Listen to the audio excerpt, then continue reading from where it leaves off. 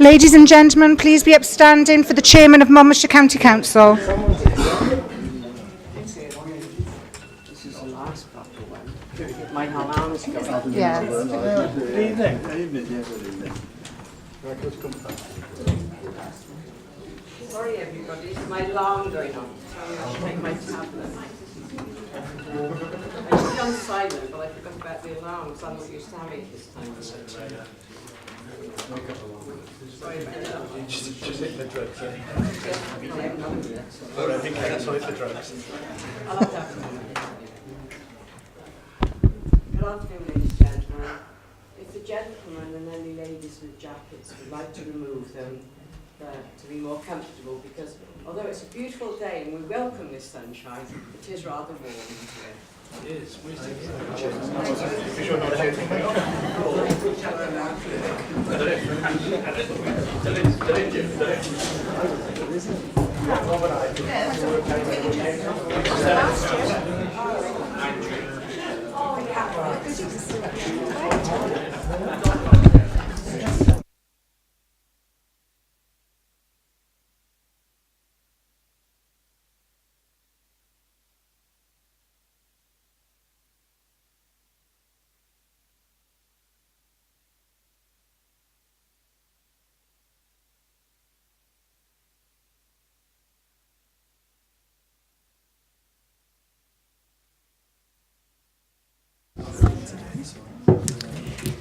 Right, councillors, ladies and gentlemen, we now you're all as comfortable as you can be, yes.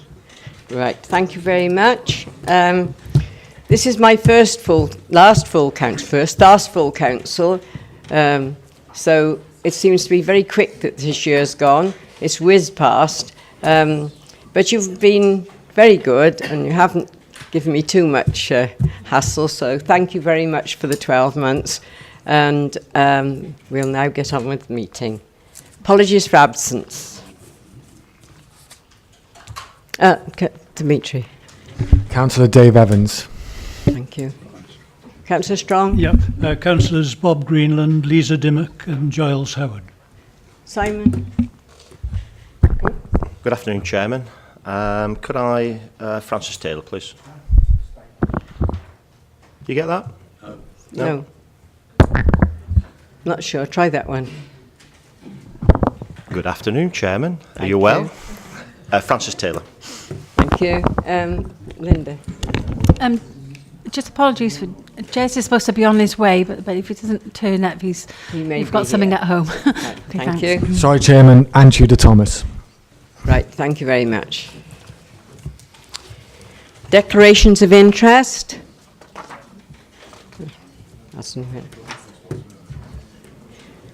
I don't believe there's any petitions. I haven't had anybody come to me to give a petition. Is that correct? Thank you. Public open forum. Do we have anyone from the public here? No. To confirm the minutes of the meetings of County Council, first, the 6th of March 2018. Move. Councillor Sarah Jones. Just to note, Madam Chair, I presented a petition, but it was on behalf of County Councillor Lisa Dimmock. If that could be noted in the minutes, that would be great. Thank you. Thank you. Is that all? Can we move them with that amendment? Thank you. And the minutes of the special meeting on March the 19th. Move. Do we second it? Yeah. All in favour? I didn't ask you for the first ones, but I take it you're all in favour of them all. Thank you. To receive the minutes of the Public Service Board held on January 30th. Thank you, Madam Chairman. It gives me great pleasure to present the minutes of the Public Service Board for noting, I believe. Is it for noting?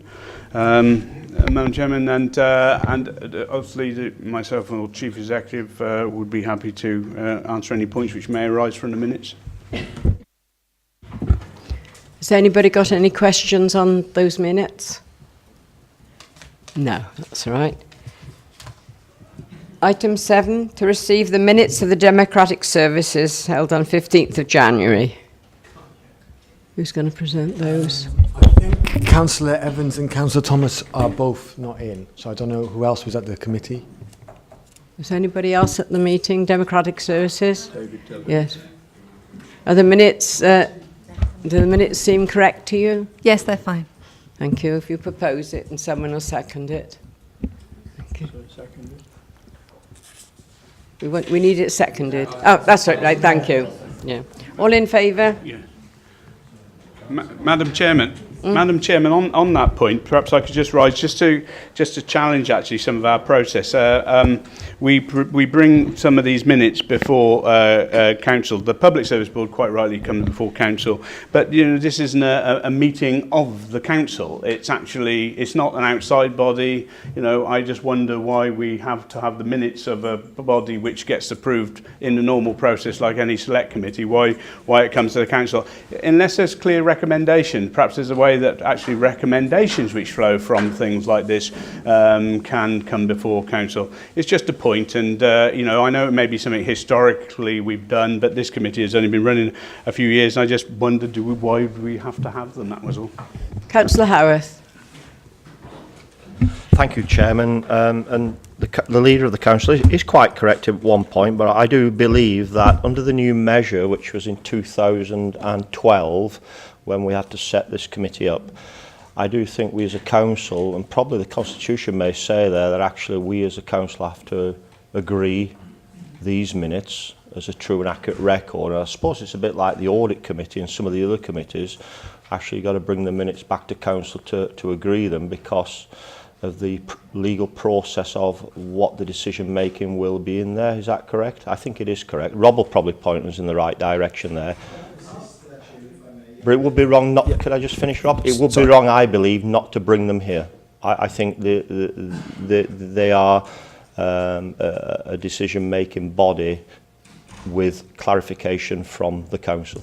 I thought perhaps that by bringing things to the council separately, if you needed to, was another way of doing it. But Rob, would you? Yeah, if I could assist, Chairman, I must admit, Councillor Howarth, I don't think there is any provision whereby minutes of the Democratic Services Committee or indeed the Audit Committee need to be brought before council. I don't think there's any statutory provision. I will check on that, and if that's wrong, I'll let you know. I think it's just been our process over the years to present these minutes to council, and they are brought with the obvious intention of showing what these individual committees do. So it's simply a matter for council. If council and councillors don't feel that the minutes are required anymore to be brought to council, then it's obviously you have the power to change that. I think possibly with the fact that we're all computerised now and we have the minutes sent to us, whether there really is any need to confirm them here. But does anybody want to go on further about this? Would like to come back? Can't they be challenged yet? The minutes are agreed by their committee, and they're presented to us to note. And it's just, you know, we don't have a select committee set of minutes before us to receive and note, or we don't have the planning committee meeting anymore to receive and note. I just wondered why we had these ones. I'm not going to die in a ditch over it. It can keep coming if it fills the agenda. I just wondered if we need them. Do you want to come back, Councillor Howarth? Well, I do hope the leader will die in a ditch. Not this moment in time, anyway. Carry on. Let council make decision. Rob, just check on it. There's something in the new measure, and I thought actually in 2012 when we set this up, I thought that actually the decisions that this committee makes, how do we challenge that decision when that's made at that committee? I thought it had to come back to full council. So any decisions in here will be challenged by this council, whether we go ahead with them or not. So if we're going to put some new IT provision in place, which happens, which this committee does discuss, how will we as a council challenge that? Because there's no calling process, and they are a decision-making committee, correct? Because they do make decisions, and it's quite evident that they have made decisions. So it's the challenge side of it as well, I think is important, to scrutinise these minutes on making a final decision. So we'll final decision these minutes today now, and that'll be it. We'll move on, and that decision will be either implemented or not implemented. Councillor Harris. Oh, do you want to come in first? Councillor Harris, do you want to speak? And then Rob will come back. Thank you, Madam Chair. We're all looking, or most of us are looking at these electronically. There's no paper wasted.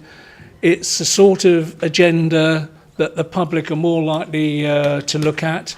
It's a democratic services committee where we get to the nitty-gritty. I'm sure the public would wonder why we're not bothering to show them when it costs us nothing apart from pressing a button or two. So I don't see the point of even debating it any further. I think they should be there. I see no reason why they shouldn't. Thank you, Madam Chair. Well, I just wondered if we want to have all minutes then in the same light. But no, let's move on, Chairman. Item 8, we'll leave it as it is. Item 8, to receive the minutes of the Audit Committee, which I think the same thing. Chairman, Mr. White is not here, so it's I'm the Vice Chairman, and just ask the Council for a second minutes of that. You have to accept the minutes of the Audit Committee. All in favour? Yeah.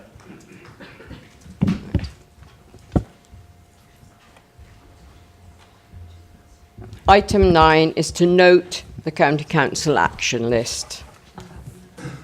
Anybody propose we note it? Yeah, second, thank you. Everyone in favour of noting the action list? That's it, isn't it? We now come to item 10.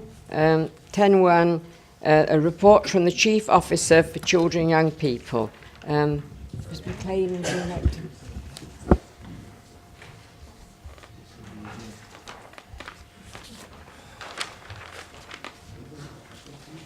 Who's in charge of teachers and the board? We'll strike the chaps down there. School. Who's in charge then? The board. Good afternoon, members, and thank you for the opportunity to present my annual report to you. The first thing I'm very conscious of, it's a very nice evening, and there are an awful lot of slides. So I won't talk to all of the slides, but I will talk to the ones which I think are important and pertinent to me being able to update you as to the progress that our schooling and education system has made over the last year. I hope members will look at the report that's been circulated to them and note that there is more detail contained within the report this year than last year, particularly around some of the specific attainment of different groups, around the difference between boys and girls, children who are eligible for free school meals and so on, and I hope that's of interest. I won't go through those pages where there's significant narrative as I present this report this afternoon. I'd also like to say thank you to CYP Select Committee for the opportunity to present this report to them earlier in the year, and that gave us an opportunity to test out some of the key messages and that the way that we were presenting the information was relevant to all members. One final thing before I do start. Members will note as I go through this presentation that there are a couple of extra slides. They've been added since the report was circulated to you to provide you with some greater clarity around some of the key issues that we'll be discussing and that are raised. I'll identify those slides when I get to them, but I will also share those additional slides with you after the meeting. And also, of course, I'd be happy to meet if anyone has specific issues they want to discuss that come up, potentially around their local area or any particular groups of children, then I'll obviously be more than happy to meet any members.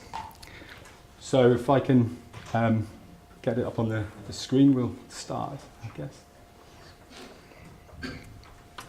Okay, so the purpose of the report is really to make you aware of the progress that we have made in the last 12 months.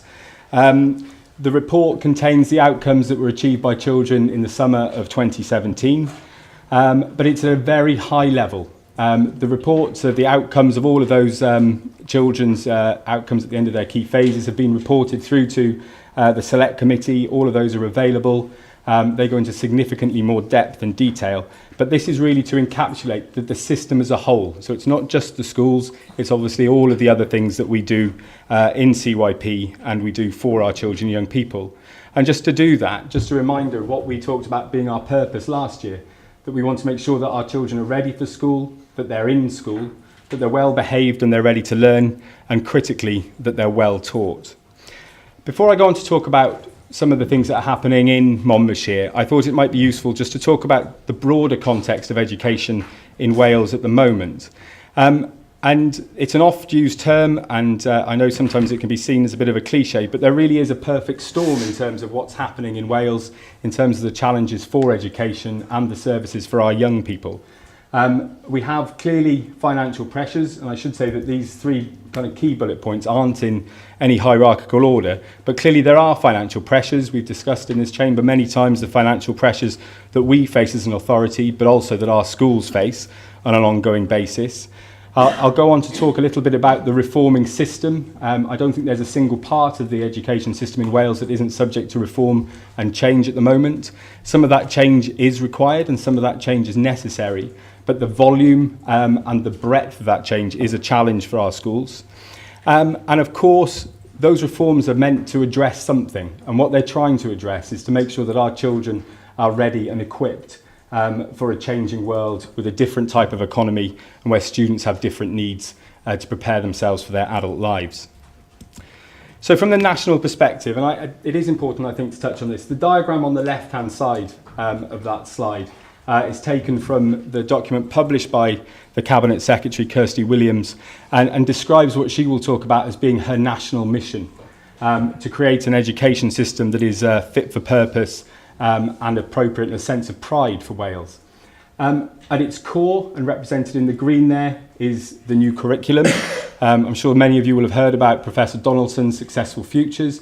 This is the implementation of that new curriculum. It will have a huge impact on our schools. It will have a huge impact on the way that our children are taught. And it will have a huge impact on the way that our teachers teach and how we need to prepare our teachers. So then on the right-hand side, I just pick out some of those kind of areas of change that we're seeing. So we are seeing the development of a new curriculum, new teacher education, a whole new way of providing initial teacher training across Wales, new workforce standards, new leadership standards, a new academy for education leadership, and a renewed focus on well-being and equity in our schooling system, and in line with the new curriculum, significant changes to how we assess and how we are held to account and how we give account of our school system. And it's interesting, when we go through this afternoon, many of the indicators that I refer to, I won't be able to refer to them next year because they won't be collected and publicised on a national basis. So that comparative information that we've used for so long to hold our schools to account and to give account of what our schools achieve will no longer be available. One of the other things which is happening throughout all of this reform agenda is we need to understand what the place of local government is in actually delivering those education services. And the next slide, it's quite a busy slide, so I won't dwell on it for too long. This has been a piece of work undertaken in England by ISOS to look at and to think about what is it that a local authority still needs to do. And in England, of course, there's the land of academies and free schools and fragmentation. In Wales, obviously, we have fragmentation of a different nature. You know, the creation of consortia at a regional level adds a complexity that we didn't have previously, and how we understanding how are we working in that area. So these are some of the principles that we're working with within our local authority to make sure that we're always adding value, always working for the children within our county. But perhaps the clearest way to illustrate that is this diagram here. This is the diagram that we use to articulate what we try and do in the CYP Directorate and what it is that we're always looking to work for our children on. So if we just take the circular diagram, it looks a little bit like Trivial Pursuit, but you know, at the core, that central point is that the child is always at everything we do. Everything we think about, every decision we take, every time we try and take decisions which are difficult in times, be they resource or provision or allocation, the child has to be at the centre. Next to the child is that every child should be expecting to receive excellent teaching and learning. That's a fundamental, and you'll see the importance of that as we go on through the presentation. But that really is the key thing to supporting that child's attainment in the future. around that teaching and learning is making sure that our children experience positive well-being, that they go to school well, they're ready to learn, they're not anxious, they're supported. And you can see those 8 segments around that are those areas that we're currently mapping and understanding what we're doing to really kind of support our learners achieve all they can. The 2 outer circles are really around our leadership work. It's about creating a sustainable future so that we know that we've got the right schools, resourced in the right way, in the right places to provide an education for our children in the future.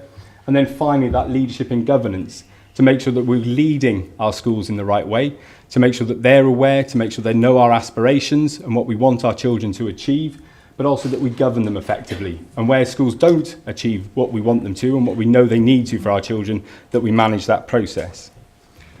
The final part of context is, of course, the corporate plan that we recently adopted as an authority. And those first 3 of the 22 for 22 really talk explicitly and directly to our aspirations for children and young people within Monmouthshire. I'm going to talk very briefly now about the progress we made against last year's priority areas. And I'm pleased to say that with regards to the priorities we talked about this time last year, we've managed to achieve many of them. There are some we're working towards and there are some challenges that still remain. The evidence for these will be throughout the presentation. But the first one there, focusing on the attainment of the expected level +1 in our primary settings, you'll see from the evidence that we show later that we've achieved that in the last year. That we worked closely with our secondary schools to ensure they were prepared for the new examination requirements. And again, we'll demonstrate how we were prepared for that and how our secondary schools served our children very well in that time of transition. That we've concluded the independent review of additional learning needs and inclusion provision across the county, and I'm pleased to say that that went to full public consultation on Monday of this week. The next 2 are much broader aims, and those are 2 that we're still working towards as part of a much broader public services ambition around how we look at adverse childhood experiences and how we tackle childhood obesity, and they're very much part of the Public Service Board agenda in Monmouthshire. We've looked at how we brought specific expertise to develop collaborative working, and there are a whole range of examples I could cite there, but in particular, I would draw your attention to our shared business managers across primary and secondary schools, working to reduce the burden of administration on head teachers and teachers. We've also got a new pilot that's looking at bringing in supply agency across a number of independent primary schools, making sure that they can borrow supply and reducing their supply costs. And I think that's a really positive step forward. And of course, the final one of the examples that I'd cite there would be that we're beginning to see the development of federated leadership models. And we've got one nascent one in the north of the county, and we're hoping to see that model advance throughout the county. The one area that we haven't achieved is the one at the bottom there, identified in red, and I'll talk about that a little bit later on, and that's around the work we've been doing to try and reduce the exclusion rate that we have in our schools. So that's one of the key ones for us to go on, and I'll identify that as we carry on. Very briefly, I will touch on safeguarding and wellbeing. Safeguarding has been a key area of focus ever since our original Eston inspection for us. I think for me the key thing, which just to remind myself and members of, is that safeguarding in a school and a children and young people's environment is an exceptionally broad spectrum of activities. It can go all the way from making sure that the fence is fixed, right the way across to the other end, which is in terms of us making sure that our prevent referrals are managed appropriately, and we could have acute children's services referrals in that as well. So it's a huge range of activity in terms of safeguarding. But there have been some significant progressions in the last year. The final bullet point there refers to the fact that we now have an accurate, up-to-date record of all volunteers used in all of our schools, making sure that they've all met all of their DBS, their references, and their occupational health tests. And that was a really significant investment of time to get us to that position, but it's one which has stood us in really good stead, particularly when we've had external review and so on. So safeguarding is at the heart of all we do and is our primary consideration. As well, of course, is wellbeing. And wellbeing, this is the ring of activity that we've identified in that earlier slide. But wellbeing, you know, the evidence now is so absolutely clear that a young person's wellbeing has a direct impact on their ability to do well in school. So this is really significant for us. And making sure that young people are aware of the importance of their wellbeing and they're able to advocate for their own wellbeing is a key thing. And I was really pleased earlier this month, just late in in March, we had a day session with the Children's Commissioner for Wales, came to visit us in Monmouthshire and spent a long time, not only with senior leaders and head teachers, but also with teachers and with the young people from all of our schools, talking to them about how they can adopt and use the United Nations Commission on the Rights of the Child, which is hugely positive for us. There are some other really good examples in terms of what we've been doing. The early intervention work with our colleagues in social services is really gaining traction now and will be a huge positive in the future, as will the interventions that our own staff do. So things like ELSA, which is emotional literacy, that's led by our psychology service and already has tangible benefits for young people. The final thing to say, and one which mustn't be overlooked, is that if we want our children to achieve in school, we mustn't overlook the well-being of our staff. There is an absolute correlation between our teachers, how well they feel, how well supported they are, and actually their contribution to learning in the classroom. So well-being of staff is something that we must not lose sight of. I will move on to school performance now. As last year, this is based, and I'll present on a triangulation of 3 different factors: end of key stage outcomes, national categorisation, and the results of ESTIN inspections in our schools. The next slide, really just, this one should hopefully give you a sense of where we are as a system. So the green bars are our performance. Now these indicators are the compound indicators at the end of each key phase. So there's a foundation phase indicator, which is made up of literacy and communication, mathematic development, and personal social development. Key stage 2 is math, science and English. Key stage 3 is the same, math, science and English. And at key stage 4, end of statutory education, we use 5 good GCSEs, including English or maths. And you can see over the 5 years for all of those indicators, there has been a progression from where we were in 2012-13 to where we are in 2016-17.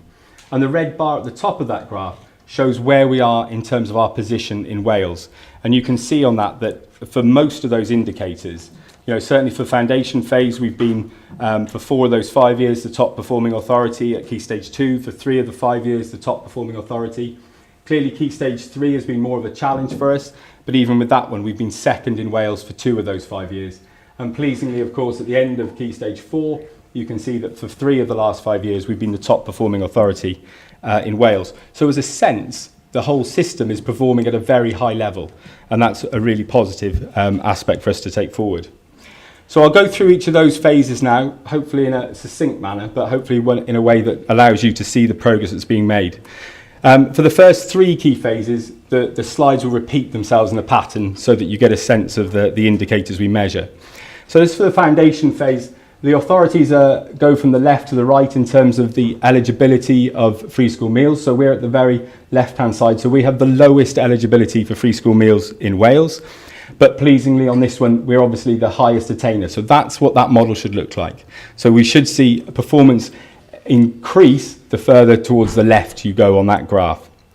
In terms of the performance on the indicator itself, and this is what I wanted to draw your attention to in particular, we talked about the expected level +1. So that's outcome 6 at the foundation phase. And you can see there for all but mathematical development, and that was one of our key priorities for last year, we have improved there. And to have a sense of that, to be at the expected level +1 for virtually half of our cohort is a really, hugely positive position for the authority to be in. Nationally, you can see there that for 2017 we were first in all of those key indicators, and I think again that's a hugely significant step for us, and that's about giving our children that basis, that really strong foundation for learning as they go through their schooling career. If we move on to key stage 2, again exactly the same format, you can see that at 93.2% we are virtually the highest performer there. It's only the Vale of Glamorgan who performs higher than us, and much higher than the Welsh and the South East Wales average, which is you would expect. And in terms of those indicator movements, you can see at the expected level we saw a reduction. And one of the things which we have a very open dialogue with our head teachers, you will expect to see fluctuation at the expected level, particularly when you're achieving already in excess of 90% in many indicators, because that will be cohort based, that will depend on the number of your children who have additional learning needs and so on. So some fluctuation there is to be expected on an annual basis. At the expected level +1 though, which is our key area, you can see that we have made progress again this year, and our attainment in terms of across all of those indicators was positive, including in Welsh, which has been an area where there has been volatility in the past. So if we carry on just to look at the national perspective again, you can see that for the mix of those, we are still first or second in Wales, the exception being Welsh. Now, clearly with Welsh, we only have 2 Welsh medium schools in Ysgolefenni and Ysgolefin, and the size of those cohorts does make them subject to greater volatility than we see elsewhere. So that's an issue. We work very closely with our Welsh medium schools and with the support that the EAS give us, and I'm expecting to see improvements in that area this year. We now move into the secondary and to Key Stage 3. Again, this is the area that we've had to make the most significant progress in all of the different stages. And you can see that we're really beginning to make that progress now. So at 92.7%, one of the highest in Wales. Again, on those key indicators, and this is really a key marker now before we think about what happens statutorily at the end of school age. So you can see there on all of those indicators, bar English at level 6, which is the expected level +1, we've made progress. But for me, the really impressive thing is this expected level +2. And we're seeing, you know, for English, nearly a third of children 2 levels above what the expectation is when they're in year 9, 40% with regards to maths, and nearly 40% in science. So this begins to give us our expectation for what happens in 2 years' time when that cohort will sit their GCSEs. Because those children who are in year 9 achieving a level 7, we should have the very highest aspirations for them to achieve the very highest grades when they sit their GCSEs. Again, in a national perspective, you can see there, we have made significant progress over time at Key Stage 3. Clearly, we don't have Welsh medium provision at secondary, but we are progressing. And you know, to be second from where we have been in those 5 years ago is really good progress for us in Monmouthshire, and I think really shows the work that the schools have done on Key Stage 3. We'll move on to Key Stage 4 now. This is the area which I will focus on most sharply today for a number of reasons. 2017 saw the first sitting of a range of new examinations and accountability measures in Wales. We'll still refer to in this presentation level 2 inclusive, which is 5 good GCSEs and including English and maths. But we also saw the introduction of the CAP 9 score, which is the new indicator that from this summer onwards will be the indicator which we refer to. So this is a period of significant change. English literature was replaced by English language as the key indicator for that benchmark, which is a big change, but one that the Welsh Government felt was important. Welsh Government also insisted that a new maths paper was introduced, so we don't only just have maths now, we have numeracy. But for students, they were allowed to count the best of maths and numeracy. So that was a slight nuance there. For the first time, vocational examinations could only make up 40% of your key benchmark indicators. So you couldn't fill your indicators up with vocational qualifications. People felt that was undermining the indicator. And really importantly, this was the first time in recent history that we'd had examinations that were focused in a linear progression. So these are examinations that you start learning for in years, depending on which school you go to, 9 or 10, you study for that period and you sit the examination after 2 years. So there's no coursework, there's no classroom-based assessment along the way, it's simply based on the examination at the end. Much as I would have experienced, and I'm sure some of you will have experienced your examinations in school at the end of courses through university and so on. The table on the right-hand side isn't to draw attention to what other people have done, but in some ways it does show the volatility of what happened in the summer. And you can see there the falls that some of the really high-attaining authorities around Wales experienced. And that does give you a sense of the volatility and the impact of those changes. So that table is there to demonstrate that, as opposed to just draw attention to the fact that Monmouthshire held steady at 67%. And you'll see in these slides, which I'll go on to use now, that the dashed line is there to illustrate the fact that although the indicator remains the same name and so on, actually there's a different way it's been constructed, hence the dashed line, and there's no relational drawing towards the previous year. So you can see this in terms of level 2 inclusive, the kind of the gold mark benchmark. We really did exceptionally well last year. So To achieve 67, that standstill performance was much higher than the rest of Wales, was 4.6% higher than the next highest performing authority. We had 2 schools in their top benchmark quartile group. We had 1 in the second benchmark quarter and 1 in the third. So none in the bottom quartile. And you can see that puts us very clearly at the top of the heat map, as these middle tables are called. So our schools are performing very well, but not only are they performing very well in absolute terms, they're performing very well when you compare them to similar schools. And that's been a significant progression from where we might have been in the past, whereby our schools perform well, but when you match them against other schools of a similar socioeconomic background, they didn't perform as well. So I said I'd touch on some of the specific differentials. So with regards to gender, really pleasing to see we saw a narrowing of the gender gap. So boys' performance improved, but not only did boys' performance improve, we also saw a slight decline in terms of the girls' performance in Monmouthshire.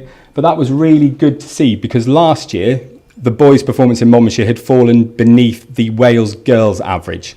So it's really good to see that the boys have improved their performance considerably in Monmouthshire, and they've actually closed the gap in terms of the performance that the girls do.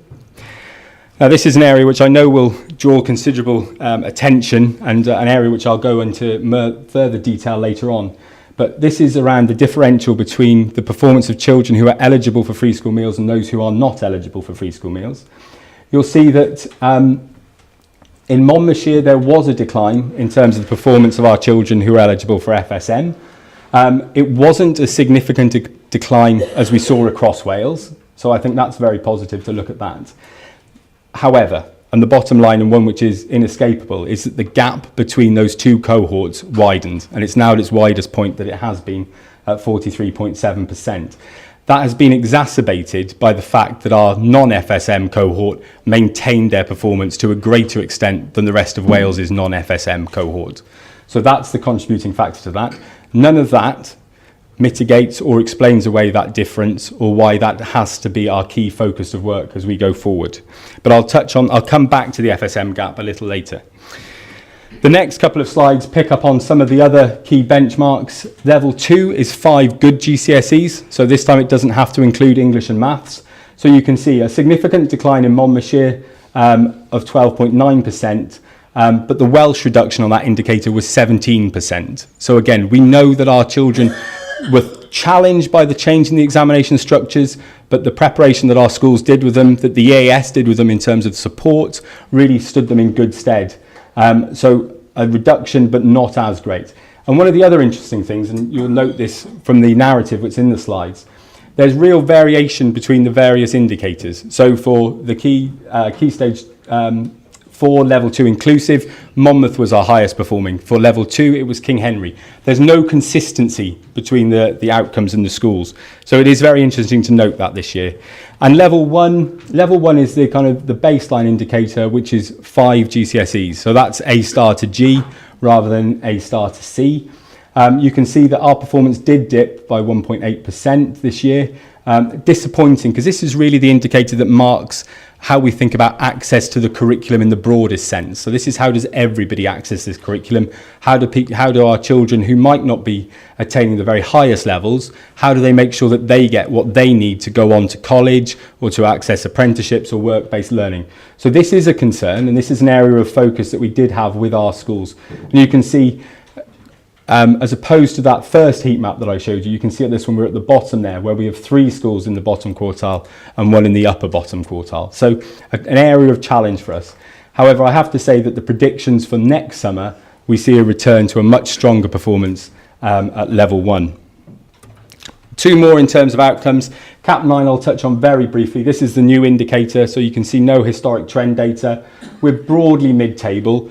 This is an area which the schools are getting used to in terms of the calculation of the indicator, so we'll expect to see progress in this next year. And the final one before I go on to talk about some of the challenges is around the number of children who are achieving 5 A stars and A's. So this is, for me, a tremendous outcome for us last summer. A quarter of the children in our 4 secondary schools achieved 5 A stars or A's. And I think that really talks about, how we're able to support our more able and talented learners in our schools. And I think that's a hugely positive outcome for the system. However, it would be remiss of me not to identify the fact that there are challenges for our school system. This is a cropped headline from BBC Wales last November, and they cited our attainment gap at Key Stage 4. However, and I think it would be fair to say, the report that was drawn from, if the report had been taken in its fullest context, the Social Mobility Commission, it also noted when you looked at the attainment gap at foundation phase and Key Stage 2 and our work-based mobility, actually we were the third best county for social mobility behind the Vale and Ceredigion. But actually that doesn't mask the key challenge that we're trying to face. So in terms of, and we're now just about to go into those some of those additional slides that I mentioned earlier. But what we've tried to do here is to try and show you the challenge that we're facing, really, and how it sets out in a little bit more detail.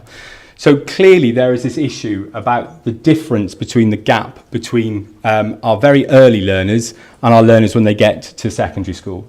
So these are based on the cohorts. So rather than comparing what happens at foundation phase this year and Key Stage 4, these take back the same cohort. So we're comparing the same children over that period of time. So you can see on 2014, we had a very small gap in terms of our Key Stage 2 outcome for FSM learners, but you can see the extent to which that's grown by the time they sit their GCSEs in 2014. The blue line indicates the rate of progression of that gap across Wales, and that's the same on each of these graphs. So you can see the same pattern. 2015 was obviously a better year, a stronger cohort in terms of FSM learners, and you can see there that we're much closer to that Welsh line there. In fact, we're under that in 2015. And in 2016, again, we're over that national gap. And on 2017, the year that's just passed, and our widest ever one, you can see how far above that we are. But also you can see that that same cohort were above the Welsh FSM gap at each of the end of their key stages. So there's something about understanding the cohort that we're looking at. And these next couple of slides hopefully will go some way for me to try and give a little bit more detail so we understand that FSM, although we present it as this kind of single indicator that defines everything in terms of a child's need and what they can achieve, actually there's a whole lot more complexity for all of our children. And I think for us, certainly in CYP, it's about us not thinking about FSM as a single indicator, as a single kind of label that we use for some children, but actually it's something which is much more complex. So if we look at the foundation phase, so these are the outcomes in 2017. So we had 94 children who were eligible for free school meals. 79% achieved the expected level. 17 achieved the expected level +1, which is really positive. So there were 15 who didn't make that expected level. So all these tables seek to do is just to demonstrate some of the other things that are going on in those young people's lives. So not only are they entitled to free school meals, but obviously you can see there that 14 of those children also had a form of additional learning needs. Now that might be school action, or it might be school action plus, which is the SAP, or statemented, which is the highest level of support. So these are people who aren't experiencing just one level of need in their lives. There's many different factors and they overlay and they overlap. You can also see that one of them had English as an additional language, one was in a special needs base, and the final three columns there, the four of them only missed that indicator by 4 subjects, by 4 grades, they missed that. So we can talk about very, very tight. So one of those children, the one who was had English as an additional language, only missed making that indicator because she didn't get English. She did fantastically in her maths, she did fantastically in the personal and social development, but she didn't get the English. So this is about understanding that children aren't one-dimensional, there's different levels of need that they face. The same thing can be said for Key Stage 2, and we're seeing consistent numbers, 15, 13, and you can see there, again, a very low number of children, only 2 of those 13 who don't have an additional learning need. And as we move up into Key Stage 3, again, very similar, except we're seeing the greater occurrence of children in care. So 2 of those 14 are in care. Again, another layer of vulnerability for those learners. So that's really important for us to be aware of that. At Key Stage 4, though, it's undeniable that something happens within our schools. So you can see here that there are only 53 children, 36 of whom fail to achieve the key level indicator. However, 9 achieved level 2, which is the 5 goods. So sometimes in schools there's an issue around matching, so making sure that the children who get their maths get their English, or those who get their English get their maths, and making sure that happens. 29 got the level 1, which is really important, but it still leaves us with this gap of those 7 children who didn't get the level 1 indicator. But again, you can see 13 of them are statemented. Those are really significant learning needs when we talk about our statemented children. So what I'm trying to present actually is that these aren't children who have a singular dimension of additional need. There are other needs that these children are experiencing. And certainly when we talk to our schools about what are they doing to support children on FSM, you do hear case studies and examples of children who are experiencing challenges in their lives across a whole range of different parameters. Now, the inevitable question is, what do we do to try and address that? And one of the key places we can look straight away for that is the Education Endowment Foundation. It's a part of the Sutton Trust, and they've recently published an article which looks at the 15 key things that will make a difference to achieving outcomes for children who are vulnerable. Some of these will be absolutely apparent and make sense. Other things actually give us an opportunity to stop and think about what we're doing. First up, I think it's absolutely clear and a positive for us to take how important early years is. So we know how good our foundation phase education is. We will shortly beginning our political process to commence the start of the 30 hours childcare offer across Monmouthshire, which will be another really significant step forward for us. So that's really important, and that's an area of huge potential for us. As I said right at the beginning, the importance of excellence teaching and learning. What happens when a child is face-to-face with their teacher has the biggest impact on their ability to gain the qualifications they need. That's the most important thing. Small group individual interventions are better than broad brush class-based interventions. I think that's clearly what the evidence is now saying. We know transition points are challenging. That's always been the case. I think we've always known how difficult it is, that move from primary to secondary. I think what we've seen in the evidence I've presented today is, for us, it's the difference between Key Stage 3 and 4 that is the challenge. So I think the investment that we've made in terms of Key Stage 3 is there. I think we now need to think about how we transition that different type of learning, that different type of expectation around exams to Key Stage 4. The pupil development grant is important, and we need, I think, to be more rigorous as an authority with our schools to ensure that they're using that money on the very best interventions. The EEF has a fantastic web-based portal where you can go on there, you can see which of the interventions that have the most impact for the least cost, and we really need to be getting our schools to engage with that much more so. Finally, just to touch on these a couple, some of these are really interesting. You know, we know enough about the teaching and learning to make a difference now, so there's actually a challenge to our schools to actually advance that. There's nothing new out there that we can pick up. Teaching assistants. You know, we've talked a lot about teaching assistants and their role. The evidence is that they're not always used as effectively as they might be. And that's a really important piece of learning for us to do across Monmouthshire and across Wales. And a couple which are interesting to me, I think, at the end there, important to note that essential life skills, character education, what we see in Caldecott, what we see in Llanfoist is hugely impressive in terms of how they've taken forward the agenda around character education. And I think that's something which we can think on more across the whole authority. And finally, you know, where we have got schools that really do very well at closing this gap, we've got to take their practice and spread it more effectively across the county. Schools categorisation was an area which we've seen real progress. This is a great demonstration of where our system has developed from. In 2014-15, we only had 3 green schools. In the current year, we've seen that progress to 13. Real growth. That's external, verified judgment about how strong our schools are, how strong our schools are to continue to develop and lead themselves as excellent practitioners. There are some risks. We have a risk that we have some schools who kind of remain perpetually in the yellow. You know, they don't ever get bad enough to go into the amber, but they don't really stretch themselves high enough to get into green. And that's a challenge for us around the coasting, that notion of a coasting school and how we address that.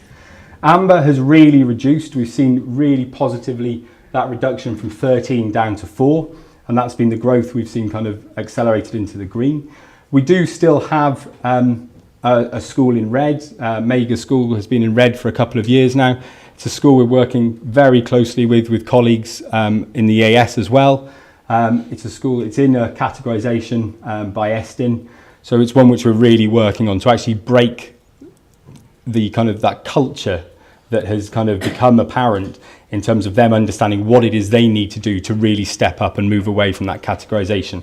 And we've had a teacher from a head teacher from a neighbouring school working there over the past period, and we're beginning to see the dividends of that, and I'm grateful for the support that those schools have given to MEGA to try and make that progress. The other way we can see our schools' progression is through ESTIN.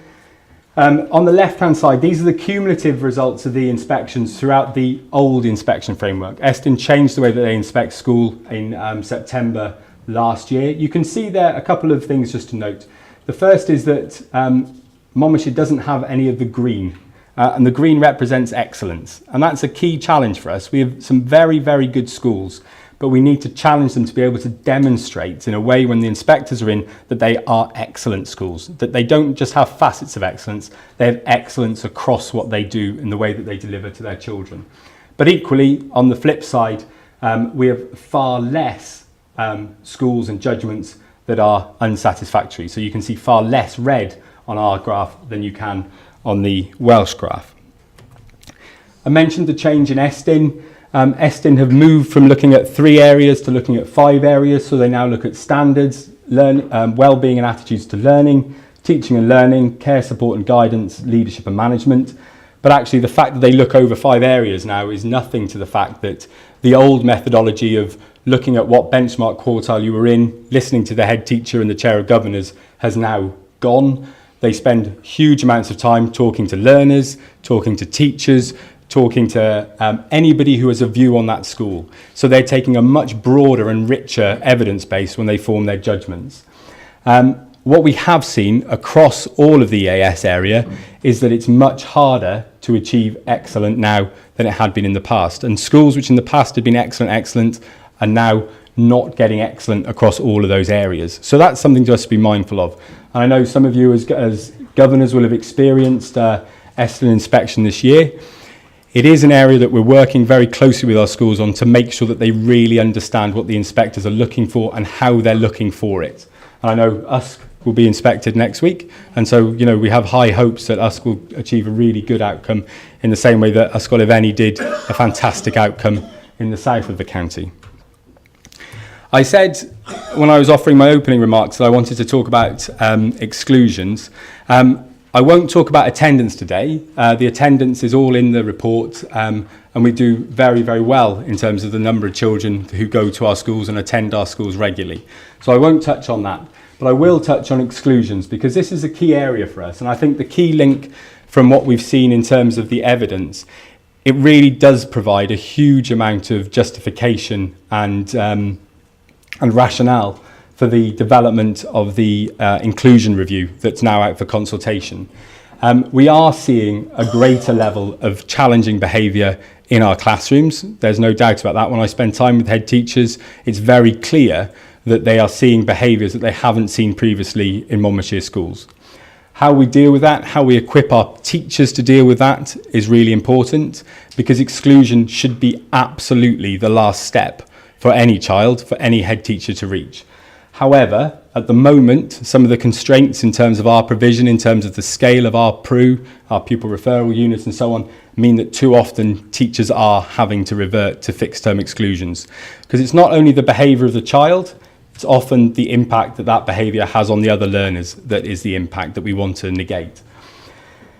Within that narrative on the right-hand side, what we talk about is the fact that it's really important that we understand the data. And what we talk about there is sometimes disaggregating those very, very high tariff children who potentially sometimes go on to other settings and other types of institutions from the broad population. And when we do that, the numbers do come down to a far more acceptable level. But I think, this is a key area for us in the future. And that's really where this last part of this presentation guides us on to now. It looks now in terms of the future and in terms of where our attention should be. There are 4 areas which we identified in terms of risks and opportunities, and I've highlighted, by putting them in bold, 4 key areas for me. The implementations of the outcome of the ALN and inclusion review are hugely important to us, being able to make the provision available for our children in Monmouthshire that we need for them to achieve in the future what we want them to achieve. We've got to deliver on Band B. We've really got to make sure that the change from a secondary and a primary into a through school works really effectively, and we are really maximise the benefits of that from our intelligent client role. In terms of the financial pressure, it's not only the financial pressure in terms of decisions which are made in this chamber in terms of the allocation to school fundings, but this year we've seen the impact of Welsh Government grant reduction at EIG level, which is the Education Improvement Grant, particularly at the foundation phase level, where there is reduction and a secondary impact in terms of allocation. So that's a real key one for us. We're expecting to see the same reduction, this has been publicised already, the same reduction in the EIG next year as we saw this year. So that's important for us to be aware of. Point 12 there, and I hope it's come out throughout the presentation, that focus on our vulnerable learners. Be they vulnerable because of their socioeconomic position, be they vulnerable because they've got additional learning needs, we have to focus on them. We have to be aware of what they face at home to make sure that we mitigate that and allow them to fulfil all that they can in school. So our areas of focus that I'll report back hopefully to you next year on for the next year are to conclude our redevelopment of secondary schools within Monmouth and with the leisure facility at the same place, to continue this focus on vulnerable learners, and obviously with the vulnerable learners to think about progression as well as attainment, to think about achievement. So not our absolute attainment at the end of the day, but where our learners start and where they end, and that notion of progression will become hugely important. To continue to rise the standards of education across the board, but particularly looking at STEM and the impact that that can have in terms of the future, in terms of educational and learners being able to access good opportunities in the workforce. To review our leadership structures across the schools. I've mentioned federated leadership models, and I think that is something which we will see more of in the future.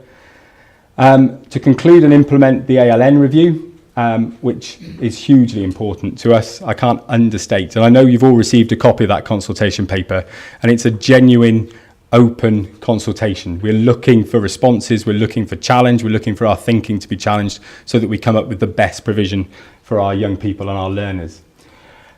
At the end, two what might on the face of it appear kind of administrative areas that we need to focus on. The first is around the review of our catchment and our nearest school policy. It is important that our children can go to our schools. That's really, really important, and that's a key area of focus for us, and Matt Jones will be starting that work imminently. And finally then, to make sure that our transport policies are effective as they can, to make sure that our learners can access the right provisions, and that's right across, including Welsh, including like potentially looking at post-16 and thinking about what that might be, because we know that we don't have that post-16 provision for all of our learners in Monmouthshire. So, enjoying some conclusions and offering those to you, I would say that we've made really positive progress since last year's report, and I think our preparedness for the Key Stage 4 results was very, very good. But I think actually, taking the next step, sustaining that, will be a challenge. We did build a strong foundation, but as we enter this second iteration of the new examinations, we have to think about how will we sustain that. There are still changes in examinations, so science will be a challenge this year because of the change in the examination structure. So, not all of our results will be necessarily where we would hope them to be. I think that's fair to say, but we're working very hard with our schools there. The final point on that left-hand side, reform, it's advancing on every single front. I talked about that at the front of the presentation, and it does impact on our learners. And we have to work with our schools, with our professional colleagues to make sure that they're as well prepared to meet those reforms and their changes as we can be. We've got to think about the importance of early years, and I think the introduction of the 30-hour allowance will be a really positive thing across Monmouthshire, and we're keen to do that in January 2019. And that breadth of service that we have, the Flying Start, Families First, the youth service, do a huge amount to support our learners, and that focus on well-being is something that we really can't lose sight of as we go forward. And I think just finally to note, we're in a position, if you think back to that slide with the blocks of progression over the 5 years and where our position has been in Wales, expectations are rightly high from this county council and from the parents and from the children themselves that they should receive a really good education. They should go on and achieve the very, very best that they can from Monmouthshire. Resources are scarce, those expectations are very high, but we've got to do all we can to maintain that progression, to make sure that we place our children at the very best position they can be, to make the best of the choices that they make in the future. So that concludes my presentation. Of course, I'll be happy to take any questions that members might have. Thank you. That was a wonderful, interesting, in-depth and thorough report. And a great deal of it is very pleasing to hear, and we know that we're going to have to go ahead and improve where we haven't done quite so well. Now then, I didn't see which went up. Councillor Councillor East and then Councillor Grocott. Thank you, Chair. Thank you for the report, Will. Two questions. One is about the school catchment policy. How do you see the school catchment policy changing? Sorry about my frog. Changing in the south of the county, where schools are pretty well full, and at the moment, catchment policy doesn't really come into, because we're farming children from school to school. And the second one is regarding Flying Start and Families First. There are only, as far as I know, there's only two areas in Monmouthshire where we're doing Flying Starters, in my ward and West End ward. Is there any correlation between... And Thornwell, sorry. So is there any correlation between youngsters on the early years of the advantage of Flying Start, who then move into school, whether or not they have free school meals or not? Is there any analysis the attainment levels are better or for those children? Thank you, Councillor Easton. Just on the first one, I'd echo your points around the importance of the catchment review, particularly in the south of the county. I think that's really true. With regards to Flying Start, we're developing our indicators so they're much better at identifying the progression that those children make. Clearly, we know who they are.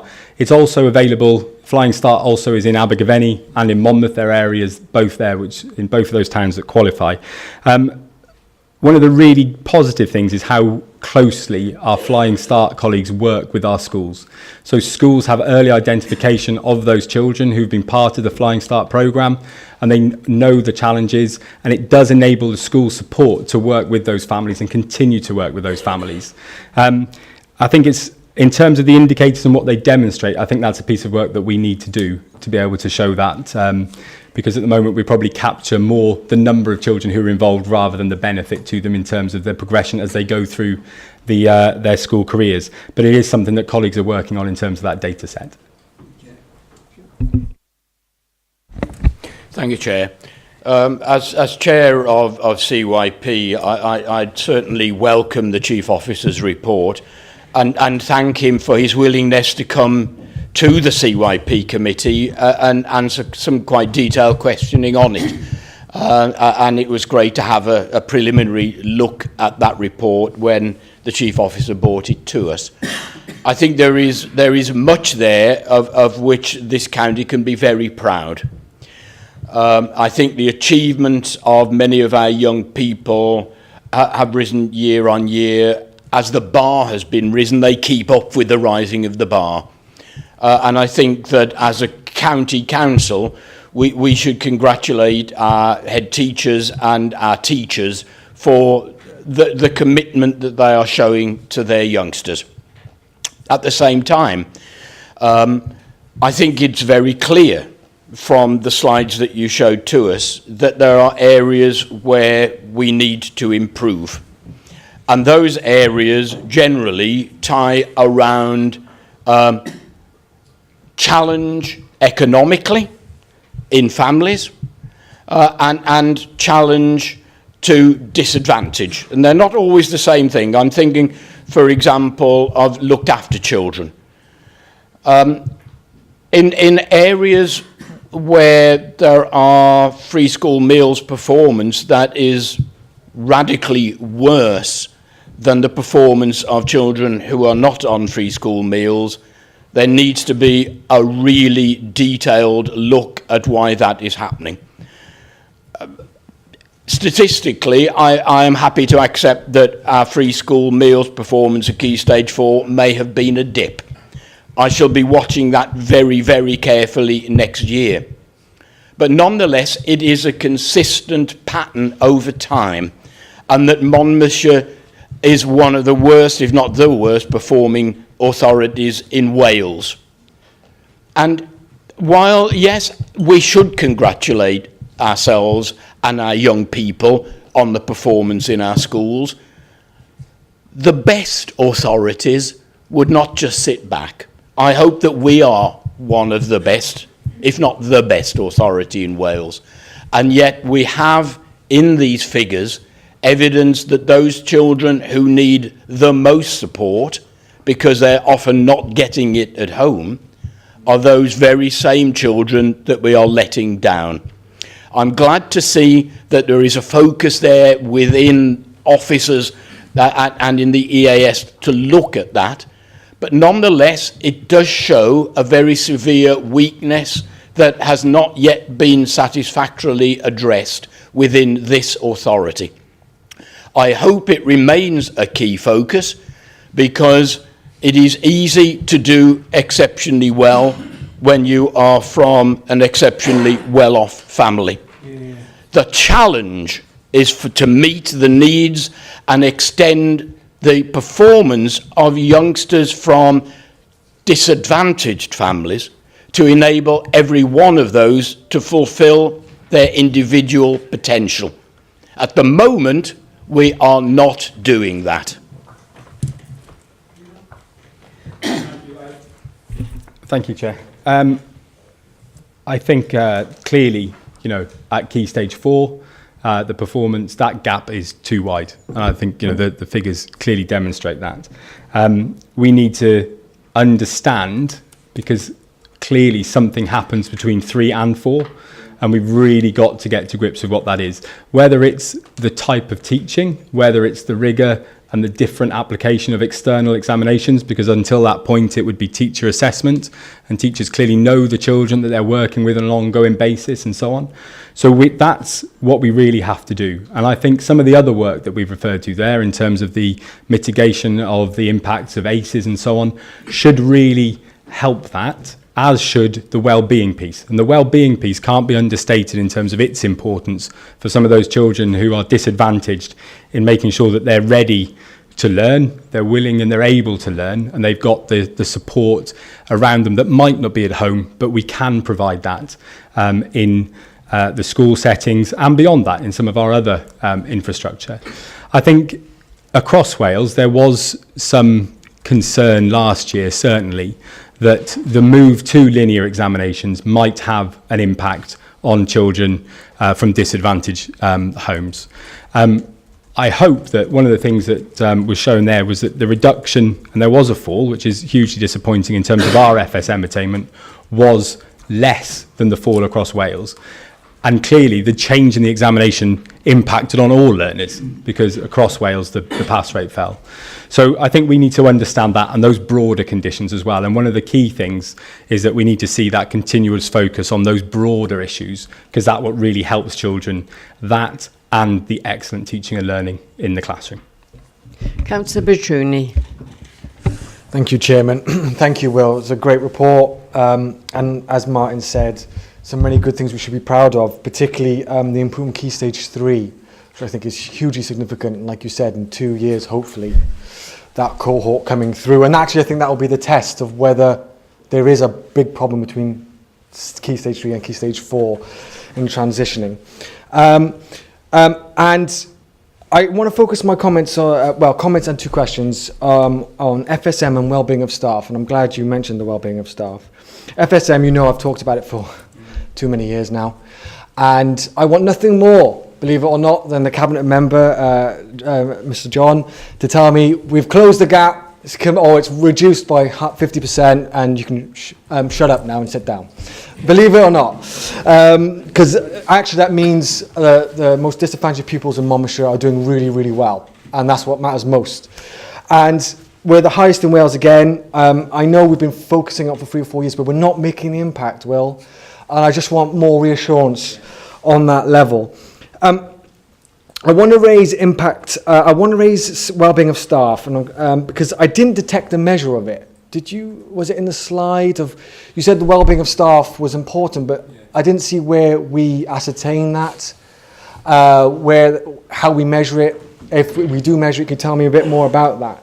And the reason why I mention that is around how many staff we have lost. And I was really intrigued with your slide about the Sutton Trust and the measures about how we can really make a biggest impact. And three of them, two of them really made impact. I think it was point 3, which said individual one-on-one teaching.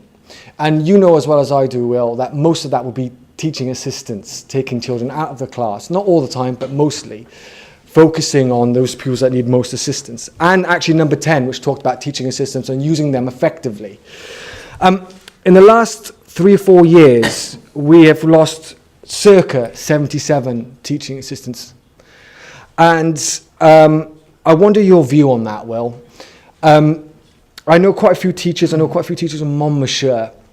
And if you hear anecdotal evidence that budgets are tight, true. Is it Welsh Government? Yes. But it's also us, Will. We're also cutting the budget over the last 3-4 years. Circa 3.6 million we've cut out. And teachers are under huge pressure. And they're losing teaching assistants. And that means they are finding it harder to give that one-to-one to probably the most disadvantaged pupils in Monmouthshire. And I would just like a bit of comment around that from you, Will, about do we need to look at this again, particularly around the budget rounds. And lastly, I noticed you slide about social justice on the State of Nation report. So one was the table that I highlighted in the press was about us being the lowest in the gap. But then rightly rebutted was that we were third in social justice. But I just want to highlight this to you, Will, because it's kind of misleading. Because if you look at the indicators used by that report, which I have, and there were 16 of them, one of them, there's quite a lot. One was around primary schools, and we do really well in primary schools. So that would maybe have an impact on the figures. But importantly, I think for Monmouthshire, which has been a big concern recently, it also indicates wages, but the wages is on median weekly salary of people who live in the area. Now, I know Kelly, and I know many of you will know, actually, people who live and work in the area, we have one of the lowest wages in Wales. So that might skew it radically, and that's also linked to the affordability of housing, which is massive in Monmouthshire, which has gone up 9% this year alone. And so house prices are compared to the median annual salary. So I would urge caution on that social justice stuff, a particular State of Nation report in relation to Monmouthshire, because we know we have a high managerial class going to Bristol, and good luck to them, and I wish them all the best. But when they're disadvantaged stuff, when we talk about social justice, I think it misses us from Monmouthshire. I just wanted to make you aware of that. Thank you, Chair. Going backwards, I think, through those, I agree that the indicators they used to construct that report were their indicators, but I recognise what you're saying in terms of we know that, for instance, the wages in terms of those who live and work in the county are significantly lower. And there are other indicators in that report which don't paint us in a hugely positive light. You know, we were looking at the neat figure that they used. We were kind of mid-table there. I would expect and hope that to be lower than that was. And colleagues in the authority are working on our neat reduction strategy at the moment. That's out for consultation. The well-being of staff. I think the well-being of staff came around as a key concern. Because we talk a lot to our head teachers, so we hear about that. We understand what they tell us about the pressure their staff are feeling on an ongoing basis. We talk to them about things like the challenges of the change in behaviours in the classroom and so on. So some of it is anecdotal. We also do obviously keep things like sickness records and so on, so we understand the levels of sickness in our schools. But it is really important, and we had a wellbeing event in King Henry School in last term, and we had a couple of guest speakers, and one of them was from Cardiff University, and they were specifically focused on the benefit of that exact piece, you know, really high wellbeing for staff and the impact that that has on the children who they are teaching. So that's clearly important. With regards to what are we doing around the FSM gap, it's the key area of focus, particularly at the secondary school, because of the gap being that much lower in the primaries. And in truth, in many of our primaries, in many cohorts that go through, there might not be any children who are entitled to free school meals. That's the nature of those schools. When we go to our secondary schools, we talk to them about How are they tracking? How are they mentoring? How are they looking at those children? They can identify those children by name. They know what if they've secured maths, if they've secured English, if they're missing both of those, one of those, if they're missing the other 5. They can tell you about those interventions. My next piece is to really understand, the impact of that tracking, because those old adages about, measuring the pig doesn't actually get it to grow and all of those kind of things. Some of that is a bit of a concern there, that our monitoring actually doesn't have the impact that we're looking at it to have. So that's what we're challenging now with the schools. Last year we saw the performance fall. There were some specific issues in terms of cohort attainment in some schools that had a real material impact into what was achieved across the whole cohort. And that was due to circumstances in that school that year. Hopefully we won't see that this summer, and we'll see performance increase.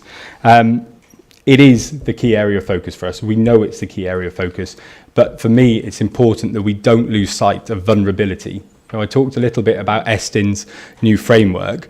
One of the things that they expect us to do is to track through 13 different identified categories of vulnerability. So it's not just FSM, it's about whether you are looked after, it's about whether your children of families from different ethnic groups, all of those types of things. So it's a much more rounded piece there we have to understand, and we're doing that work with our schools to think about how we can identify much earlier and think about the best interventions.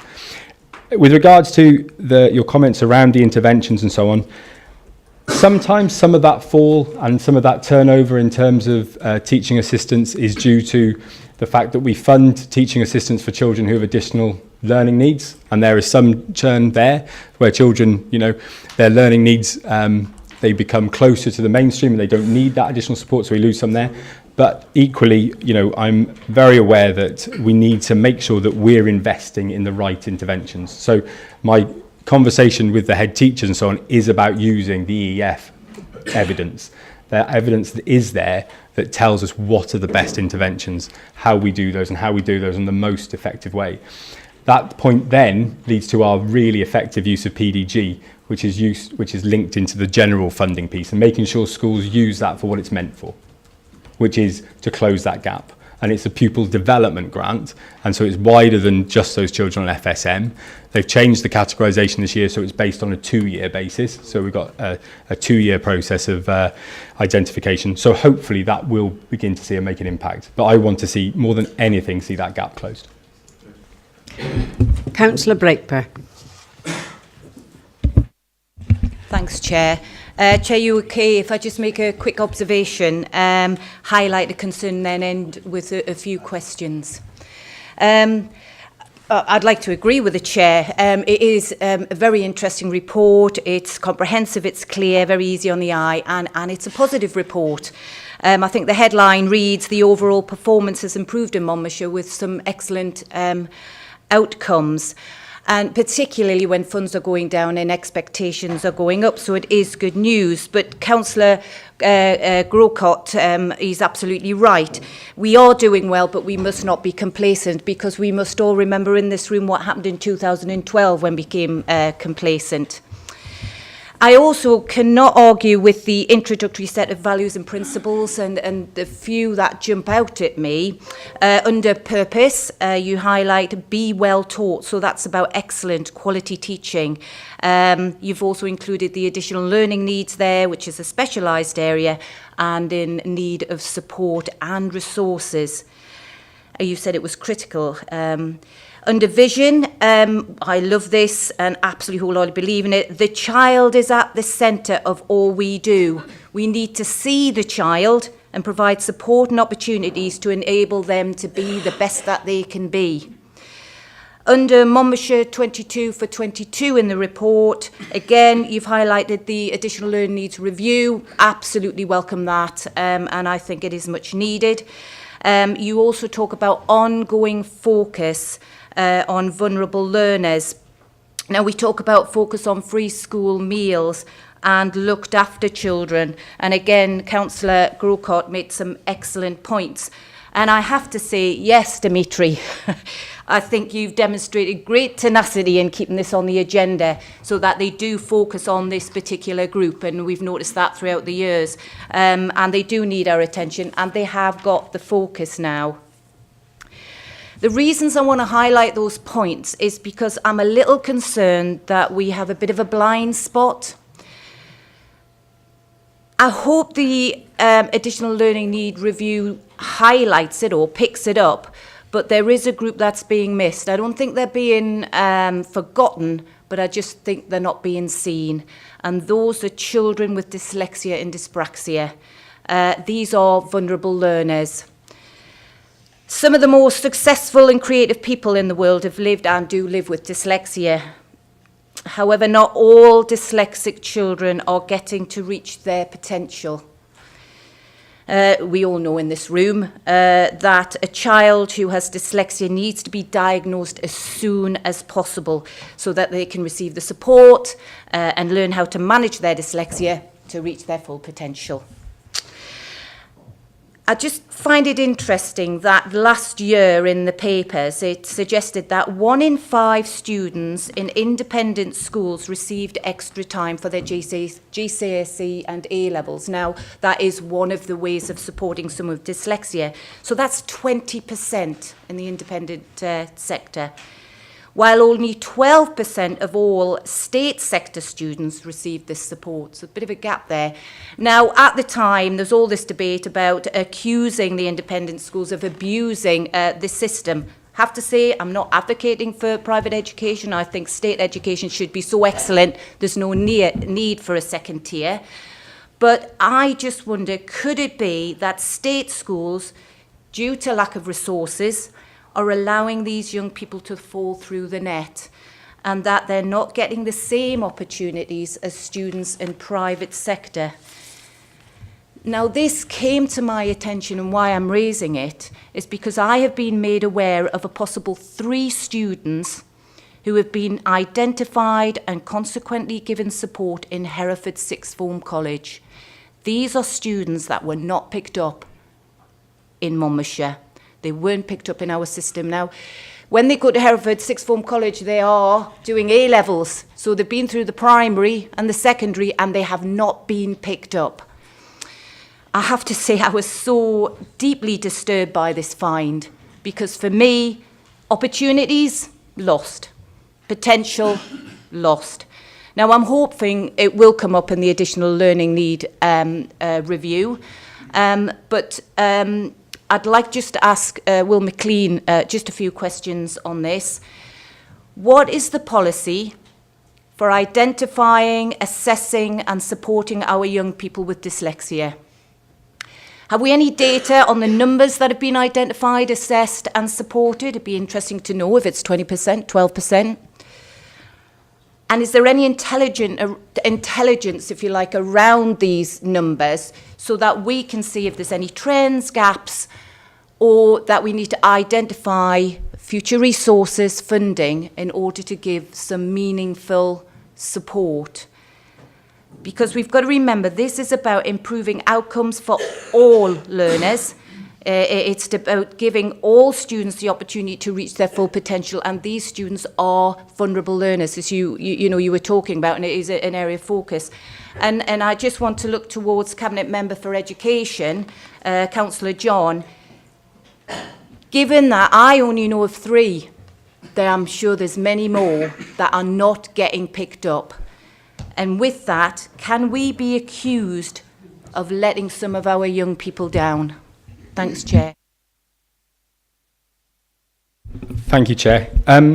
With regards to those very specific questions, I'll get a written response to you in terms of the numbers and so on, and the policy around the identification of dyslexia and dyspraxia. One of the things that we did when we were doing the review work around the ALN review and the inclusion review was to look at the different types of need that are presenting, and there has been a significant change over time in the type of need that presents, and that's gone from In the past, children with traditionally what we would refer to as moderate learning needs being the key and the biggest area, to now we're seeing autistic spectrum disorder and speech and language and communication difficulties being the top two presenting, with social emotional behaviour being the third. So we are seeing a change in the type of need, hence the need for the review. I know that the schools do work very carefully and closely with advisors to understand the needs around dyslexia and dyspraxia. I'm also aware of that study and that report that you identified in terms of the way that the independent sector appeared to be getting more additional time for their learners. I think in terms of the detail, I will have to come back to you, but it is an area that is being considered as a part of that review. Councillor Jane Pratt. Thank you very much, Chair, and thank you very much for the excellent report, and I'm very pleased to see that we've made such good progress since last year.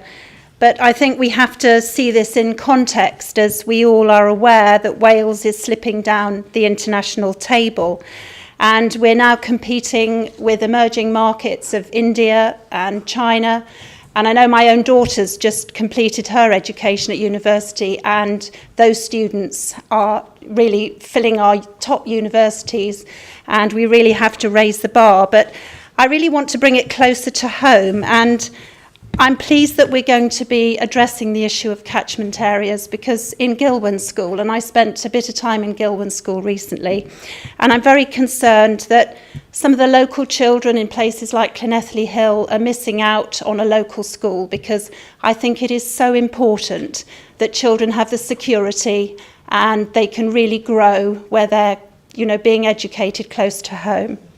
And I think we need to have a level playing field, so it's not just the families and parents from middle-class families that know how to work the system and get their children into the best school. We need to make sure that all children have the benefit of the very best education locally. The thing that worries me is that I went round Gilwan School, and there really has been a lack of investment. Through the school have really done fantastic stuff there and tried to raise money themselves, but you highlighted in your report about special needs children, and one thing that really worried me was the open plan sort of aspect of the school there. And I know when I was the chair of governors myself previously that, children with special needs, to be in a noisy environment like that is incredibly, against giving them the best chance. And you've highlighted their attainment, so it's really important that we get this right. I'd like to know what investment is going to be made by the Welsh Government and what money is going to be available for the delivery of Donaldson in schools like Gilwan, and how we can actually provide the best environment for all children, including those with special needs, so that they can get the best opportunity. Thank you. Thank you, Councillor. I agree entirely about the importance of children going to their local school, and I think every child should have the opportunity to go to their good local school, if not their excellent local school. That's a fundamental part of what we're looking to achieve. There are challenges, and there are particular challenges in Gilwan around the impact of our admissions policy, and that's one of the reasons we want to look at that. However, just a note of caution in that even if we were to change the policy tomorrow, the fact that it's been based on siblings for so long means that there are sibling tails and things which will need to work their way through. So the impact isn't immediate, but we will look at that and really begin to try and understand some of those dynamics that exist. With regards to Donaldson and our preparations for it, the way that Donaldson is being developed and the way the new curriculum is being developed across Wales is that it's being led by what are called pioneer schools. So these were schools that had to apply as a part of a process to say that they wanted to take on the development of the curriculum. We have two curriculum pioneers in the primary settings in Monmouthshire, Shire Newton and Trelec. Both are doing fantastic work. For me, there is still, I guess, a concern in terms of how Donaldson is now rolled out. I think we're very fortunate in terms of the support the EAS are giving, and our last CYP meeting, one of the assistant directors from the EAS, James Kent, came and talked to us about the work that they're doing in preparation for the rollout of Donaldson. In terms of making sure that our estate is fit for purpose, I know Gilwern have eventually now, and I know it's been a process and some frustration for some members in terms of the investment of the 106 monies, but that's ongoing now and we're seeing that money going in there. It's going to be a huge challenge for all of our schools to make sure that they have the environment that means that Donaldson will be successful. What Donaldson is looking for is independent, ambitious learners who will go and learn off of their own volition in things that they're interested in because they've been stimulated by their teachers to want to learn in those areas. And that suggests a degree of freedom and flexibility that sometimes not all of our schools will be able to provide them with. So it is an area that we will have to look at. It's an area we're going to keep looking at, particularly when we think about the impact of development across the county, what 106 monies can be used for, where there are particular pressures on schools. We will use that hopefully effectively to mitigate those pressures. But it is a concern, but I think it's a concern right across Wales to make sure that we've got the right environment for our children's learning. Councillor Ruth Edwards. Thank you, Madam Chair, and thank you very much for such a good report, very comprehensive. I don't think we've ever had such a good report come to full council about our achievements and our praise of our children in the county.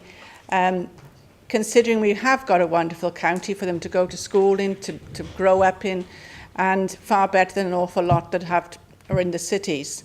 But the one thing that did concern me, or lack of it in the report, was we've just had the Commonwealth Games and we'd like to produce wholesome children, not just academically, but also physically.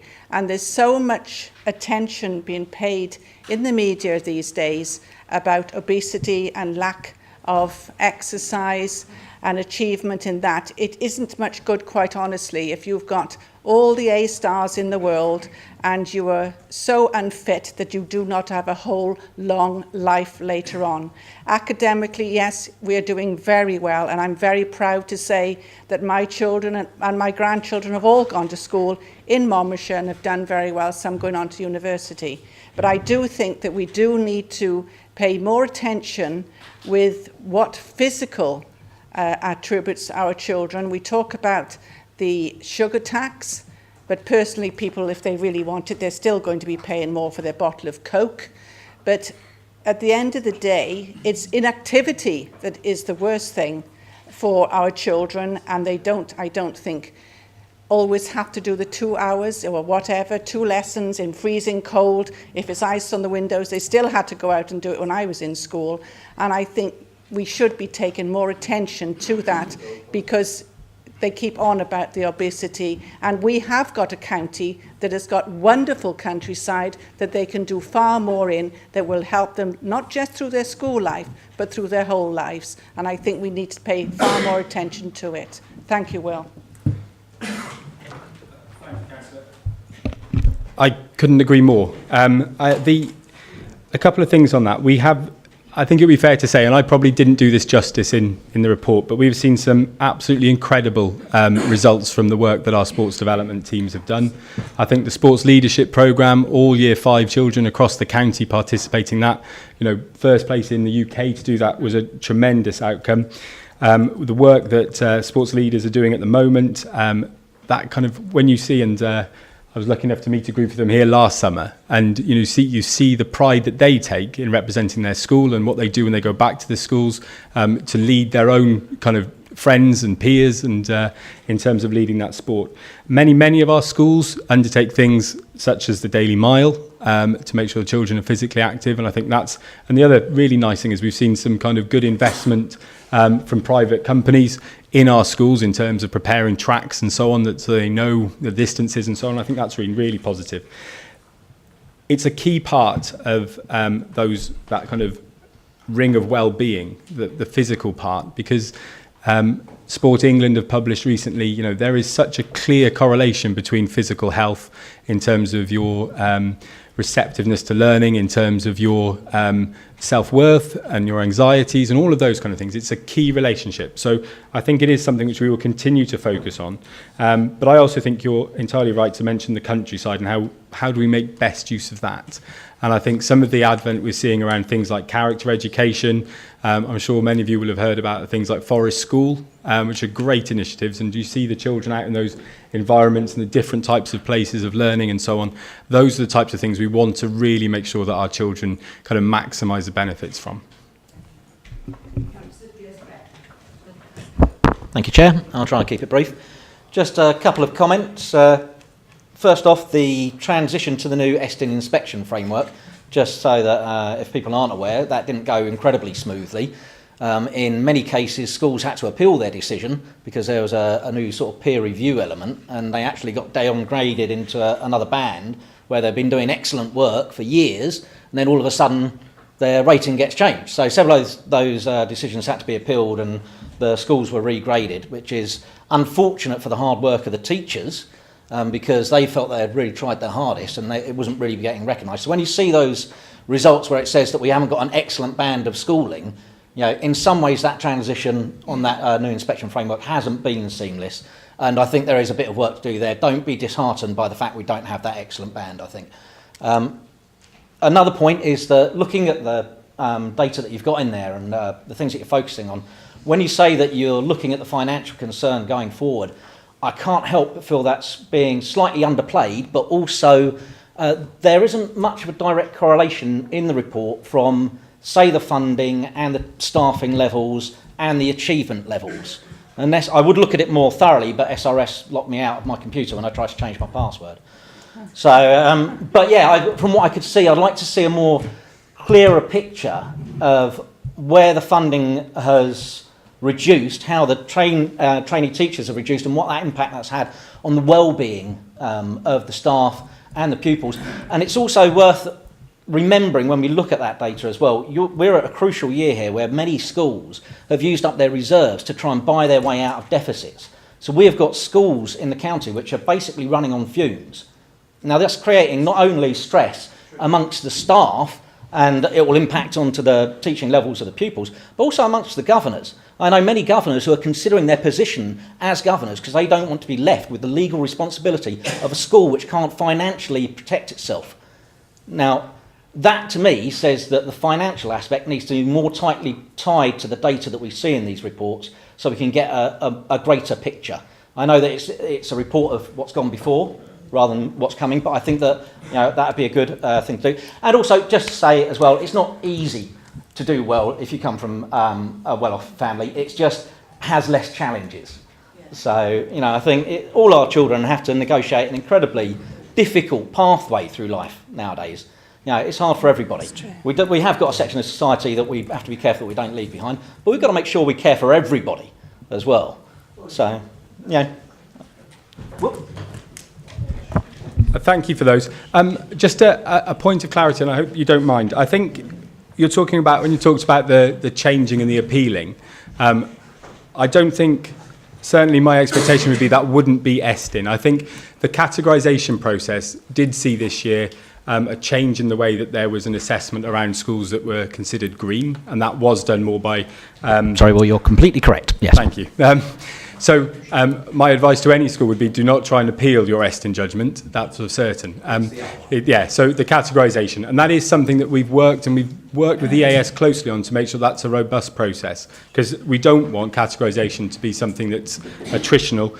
And where we are looking at peer-to-peer development opportunities for our best schools, it should be one that they enter, with that opportunity to learn, but also to share their good practice with as well.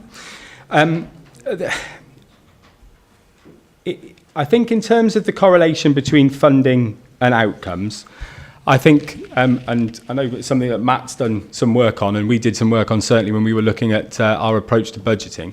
I think it's very difficult, and Matt, I think you'll probably correct me if I say it, there was no correlation between the funding and the outcomes when we matched them across Wales in terms of the investments per head and what children achieved. I think the key correlation too often is household wealth and outcome as opposed to what goes between. That's the fundamental part, which is the piece which we have to work on. And that's why our investment has to be about how do we make sure that everybody gets to maximise that opportunity. That's the key point there. So I think it is really important that we recognise the fact that schools are facing financial challenges and they are facing really difficult decisions. Our my colleagues from CYP are downstairs, I think, at the moment, or they might well have finished already, in the Monmouthshire Association of Governors. And that's a key conversation for them with us very often, is about, a governor's role, understanding the magnitude of that role in law, and actually what they need to do to set appropriate budgets going forward. I think there will have to be a revision and a reconsideration of what we have, and what we had in the past we might not be able to afford to have in the future, and there will be different ways of doing things. And we'll continue to work with our schools and to support our schools to find the best ways of doing those things we can. Councillor Armand Watts, and then I was going to bring in Councillor Fox and Councillor John, but you wish to say a few words first? So perhaps if we have Kevin Williams next, and then would you two like to finish up then? Thank you. Yeah, okay, thank you. What I'd like to know really is that I think the community in Chepstow is still smarting from obviously a broken promise really, and a promise that was given to the people of Chepstow that they would inevitably have, like the rest of Monmouthshire, 21st century school. Now that's being kicked into the long grass. I think the very best I think we're going to get is 2008, and Peter Fox could nod his head, but he knows tactically what they've done. They nodding, shaking, falling off, whatever. But the point is, what are you going to do to reassure those parents that you're serious about retaining those children? Because currently, and I'm glad that the Paul Pavey has come back from his comfort break, because he might want to support me on this, is that we've got a mass exodus of about 317 children that go over the bridge every day. I see that, Peter, because as you rightly pointed out, I lived just slightly over the border last time. You got very irritated about that. But the point is, what are you going to do? Because those people would rather educate their children in Chepstow Comp. What are you going to do to attract those children back to Chepstow? Because those pupils carry a significant amount of money. What are we going to do to retain that? And the other question I've got for you is, how many schools are in deficit? And what plan have they got? How many schools have actually set a plan? How many of those schools that have set a plan have historically set plans previously? And how many do we currently predict? I know it changes quarterly, for the following year. So what will we currently look like at the end of the year for the amount of schools that are in deficit? Thank you, Chair. Thank you, Chair. Thank you for the questions. In terms of the Chepstow position, I think, we went through significant debate in this chamber and in Cabinet about the decision around Band B. I think the first thing to say is that they clearly do remain on the programme for a new school. It's a different part of the 21st century programme, but it will be done. And our commitment that we've made is that they'll be ready at the very start of Band C to have that investment. I think I would say that it's a very... the decision that parents take around where they send their children is not from a single perspective. And there are a whole range of things that people take into account when they're making a decision. And there have been issues fed back to us in terms of some parents have looked at the two different education systems that are currently in play and have chosen, they think that the English GCSE system is a system that they'd rather their children be educated through rather than the Welsh one. And so there is a range of complexity in that choice that simply not having a new school in Band B isn't a fair distillation of. With regards to the financial position, we predicted and schools identified 12 schools would be in deficit at the end of the year. My expectation is that it will be 12 schools at the end of the year. I think one or two of them might have changed. I think some have come out of deficit by the end of the year and one or two might have moved in. But that's where we're expecting. We're expecting the deficit position at the end of the year to be better than it was at the start of the year. Specifically asked, how many of those schools have have been in deficit? And will you acknowledge that that's effectively a third of our schools that are in deficit? We must have, and I'm putting it to this council, that's got to be the percentage-wise, I appreciate that's got to be the largest percentage of schools across Wales to be in deficit. You're absolutely right, it is a third. And I'm not sure what the position is regards to comparative position in Wales. I know we don't have the biggest collective deficit in Wales. I know certainly there are other authorities locally who have schools with very, very significant deficits. all of our schools, if they have a deficit, have to have a recovery plan. And I know that members who are members of governing body will know how hard they work to put those recovery plans into place and how difficult and challenging that process is. So we insist on recovery plans. We insist on there being realistic and reasonable. So I think it's a fair point to say we don't always push as hard and as fast as we might have done, but actually they are reasonable plans that see them come back into surplus in the future. They've all got a plan, all of them. There's other people waiting to speak. No, Councillor Watts. He's answered as best he can. That's enough. Councillor Kevin Williams. Thank you, Chair. Just to sort of recap very quickly on what Councillor Edwards said up there about the sport and the obesity in the country and what have you, and I think it's a statement to what happens in this county with the sports stars that we have and the success that they have. I mean, obesity and sport really don't fill my boat, really, because neither of them play to me, but yeah, don't laugh.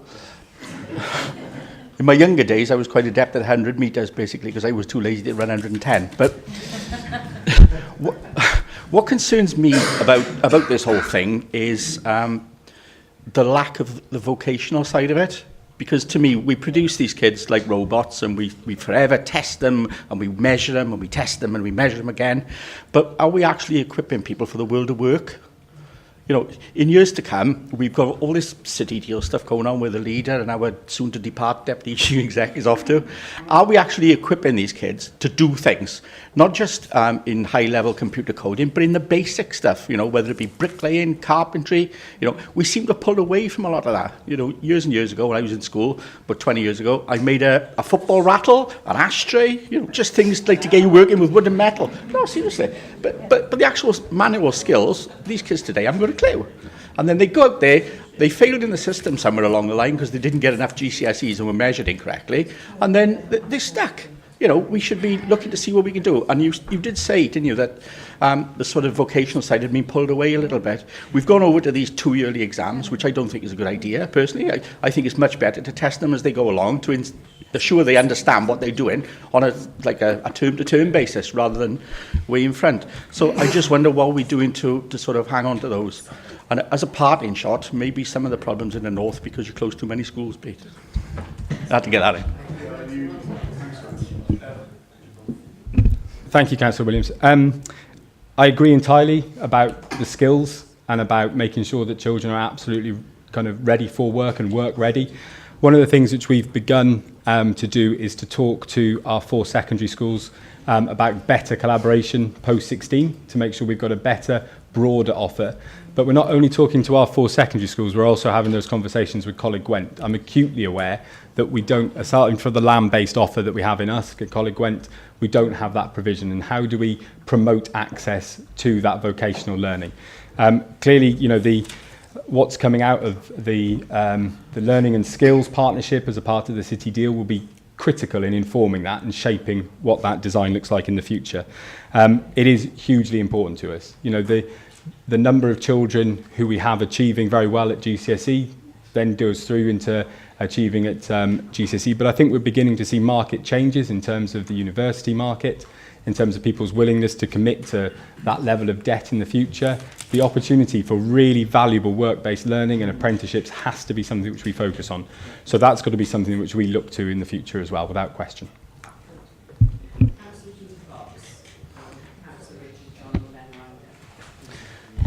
Thank you, Madam Chairman. Thank you, Will. Outstanding presentation, really helpful. And whilst we celebrate results, I always, as with colleagues, want to focus on the areas that we're still lacking in. And I think Martin captured things very well. I thank him for the way he did that. And I know Richard and myself and everybody in this room will be wanting us to achieve, against that target of narrowing the gap. We're pleased our children do very well in many areas, but we want every child to do very well. So I'm pleased we're going to continue to focus on that, and I don't mind a bit us being challenged on that. It's quite right and proper, and we should always keep challenging that as well. And exclusions quite recognise the issues we've got to face there. It's not acceptable that we have so many young people, or rather a significant young people facing exclusions. I suppose one of the things I would also add in is for us to be mindful of school organisation. Kevin touched on it briefly in his last sentence about closing schools. And it's a fair challenge because Wales government policy in 2002 was for us to remove as many surplus places as possible. We were challenged on doing that, and we closed a lot of schools as a result of doing that and created new local schools. And I think we're now moving into a point where we're embarking on a new local development plan. We're going to see significant changes in South East Wales and Monmouthshire, no doubt, as well, with the influx of people from the bridge tolls reducing, and new opportunities will come, but probably more housing as well. And we need to start thinking very seriously about future school organisation and planning for future school places in primary, not only secondary. Whilst there's opportunity in secondary, there will be acute pressure, I believe, in primary across the south of the region, in particularly where we're probably only in the region of 10% surplus places at the moment. And we will see significant growth. And it takes time to plan expansion of primary growth, of where you're going to put it, can you bolt on, and there's lots of things there. So I think, I encourage my cabinet member and yourself to give that considerable thought. I think Ruth made some good points about education, about activity and sports and things like that, and I'm pleased that we are maintaining our outdoor education system, and it's disappointing that other authorities are pulling investment away from something so important, as they are with music as well, which adds an extra dimension to a young person's life, and money is being taken away by authorities who are far more affluent than we are in themselves as authorities, and that's disappointing that we go, that we're trying to keep these services going because we see this so important. I don't know what the answers, or none of us know what the answers are to reversing some of these trends, but I've really got a passion for us to open up our community-focused schools after school. There is huge opportunity for the schools in North Abergavenny and all over the place where there is an opportunity for those buildings to be used in a far better way outside of school hours. So where careers advice, support, lots of the things which I know you do, Kev, could be done within those school facilities, utilising the equipment and everything there. If we can help raise aspiration in the individual, in the parents, they will transfer that aspiration to their children in the home, and we can break some of that cycle. And we haven't found a way yet to be able to release schools outside of their 180 odd 90 days a year so that we can utilise those fantastic assets for the good of the community. And I think there's a lot of work we could do on opening those up and trying to do more outside of school to address some of the some of those deficits. I think Kevin's also right about the vocational side of things and how are we equipping people, and I think that's where the skills side of the city deal is really looking about actually going into schools as well as all other providers to start aligning those young people's thinking to what the offer is here. And we saw that with our own young people in this chamber when we had the Democracy Week about, they wanted to know what the opportunities were in the future. So it's good that we've got focus on STEM, for instance, whilst this lesson is not so vocational, but it's clearly going to be linked to some of the opportunities which are going to come in this region.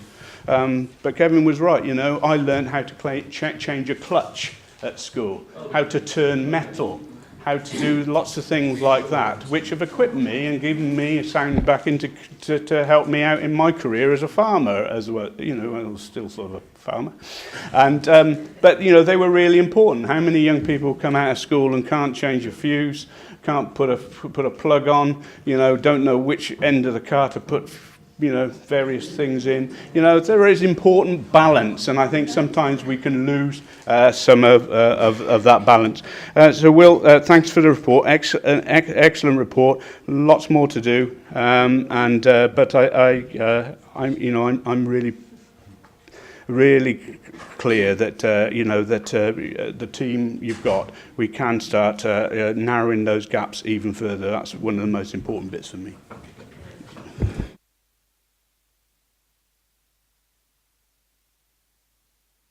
Thank you very much. Well, can I also thank Will McLean for what was a really comprehensive and thorough report. And can I also thank members of the Chamber who contributed, because I think we've had a really interesting, useful, balanced, constructive discussion about the state of our school system. And while I don't want to comment on, I don't want to pick up on every issue that members have raised, there are a couple of points that I would like to emphasise, and I think Councillor Blakeborough, Councillor Petruni, Councillor Grocott, amongst others, made the point really powerfully about how we must do more to protect the most vulnerable students in our county.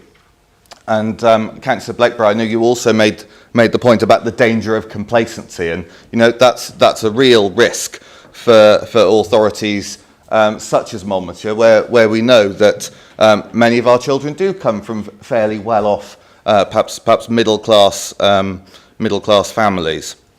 So that's a really important point.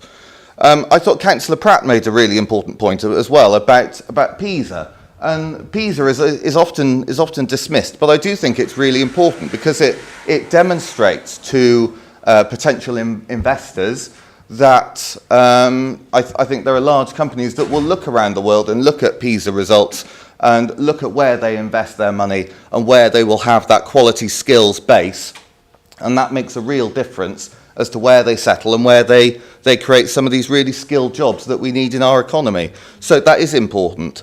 And the point you also made about the catchment area and admission policy review we're going to be doing later this year, because we do feel very strongly, and we put this in our corporate plan, that we feel that children who live in Monmouthshire should have the chance to study in Monmouthshire, of course subject to parental preference. Of course we want to drive up standards so parents can make that positive choice to educate their children locally. And the other point you made as well was about the Welsh Government's national mission. And I do think that point's important, that if education truly is the Welsh Government's national mission and they're committed to implementing this new curriculum, it's got to be funded. So there is a concern there about the rollout of that going forward.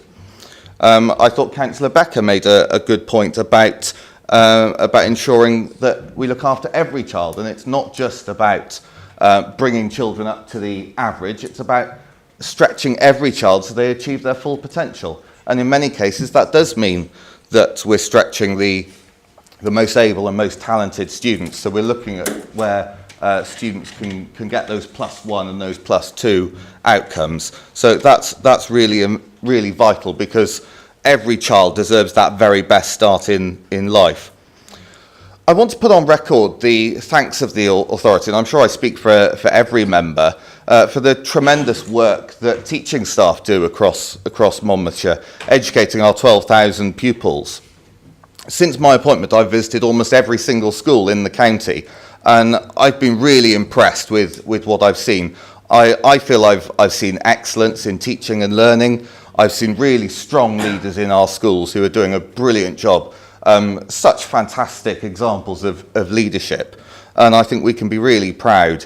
And you know, from forest schools to mindfulness, the Daily Mile, robotics, coding, school radio, Chinese lessons in primary schools, I've seen really fantastic examples of education. And I think it is about embedding excellence, about sharing excellence, and also being able to evidence it. Because we do need more excellence in our school system. I think I said in the very first full council I attended that we've got a lot of good schools, but good is not good enough. We want more excellent schools in Monmouthshire, and as I say, we're committed to driving up standards, to working with teachers, working with EAS, who've been really supportive in our school system, particularly those with those schools facing challenges. So they've done some really important work for which we're grateful that they're a strong partner. We heard about the strong standards we've got in many of our schools, particularly at the foundation phase, where we can say with confidence that many of our schools offer some of the very best starts in life to our young people. I also think it's very easy to get caught up in data because there's an awful lot. Well, we look at tables and it's very easy to get lost in it and forget that actually there's so much more that happens in our schools that you can't see in data. And I've really enjoyed seeing that as I've been touring our schools, and the work they've been doing in terms of supporting more vulnerable students with emotional literacy. In many cases, rather than teaching young people, it's supporting them and getting them into a position where they are ready to start learning, and helping prepare people for adult life, and that's really important. We've seen many strong results, particularly A star and A outcomes at Key Stage 4. Obviously the top performing local authority at Key Stage 1. And also really positive results in categorisation and the improvement we've had in the past 4 years from 3 green schools now up to 13. And of course we want to see further improvements in the coming years. And of course that point about 40% of students at Key Stage 3 achieving the expected level +2, which is a fantastic outcome. But on the point about supporting more vulnerable students, we recognise that there are challenges. While we've got the best outcomes for children at the foundation phase who are eligible for free school meals, we recognise that outcomes for children eligible for free school meals at Key Stage 4 are not good enough. We need to do better. So every meeting, when we have meetings with head teachers, it's always something we're talking about. It's a top issue. What are we doing to support the most vulnerable in society? And it was said by a number of members, that really is the hallmark of a strong authority. How are we supporting every child? And that really is vital. I was at Mountain House Special School on Tuesday, and the point that Councillor Williams made was really evident to me there, because they have a real focus on vocational learning, and a number of their students perhaps are not ideally suited to academia, and ensuring that is that broad range of vocational skills is really important.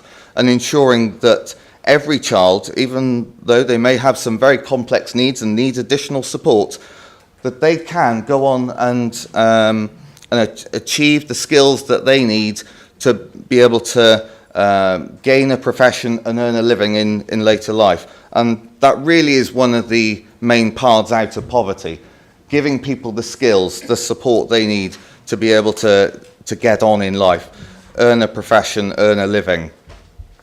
So we've had a broad discussion about the free school meals outcomes and how we need to do more to support them. Because one of the key points we put in our corporate plan was about equality of opportunity, ensuring that every child has that opportunity to succeed. Now, one of the risks, of course, for an authority like us is complacency, and we're committed to continuing to drive up standards, ensuring that every child has that opportunity. And we've set out a clear plan, continuing to build new, modern, efficient schools. We're committed to renewing all secondary schools in our county. That was very clear in the corporate plan, that all secondary schools will be renewed. So we're looking at Abergavenny next and Chepstow. So that's a commitment to all 4 of them. We'll continue to work with our school leaders, with teachers, to drive up standards. We're going to be working with head teachers to develop and improve leadership leadership structures, because we recognise how important that leadership, that figurehead is in a school. We've also committed to implementing the findings of our ALN review, reviewing catchment areas. So these are key policies that we're committed to delivering in this council term, as well as ensuring that every child has the opportunity to identify their talent and to be able to harness that, so that we can genuinely say that we are giving every young person in Monmouthshire the very best opportunity, the very best start in life.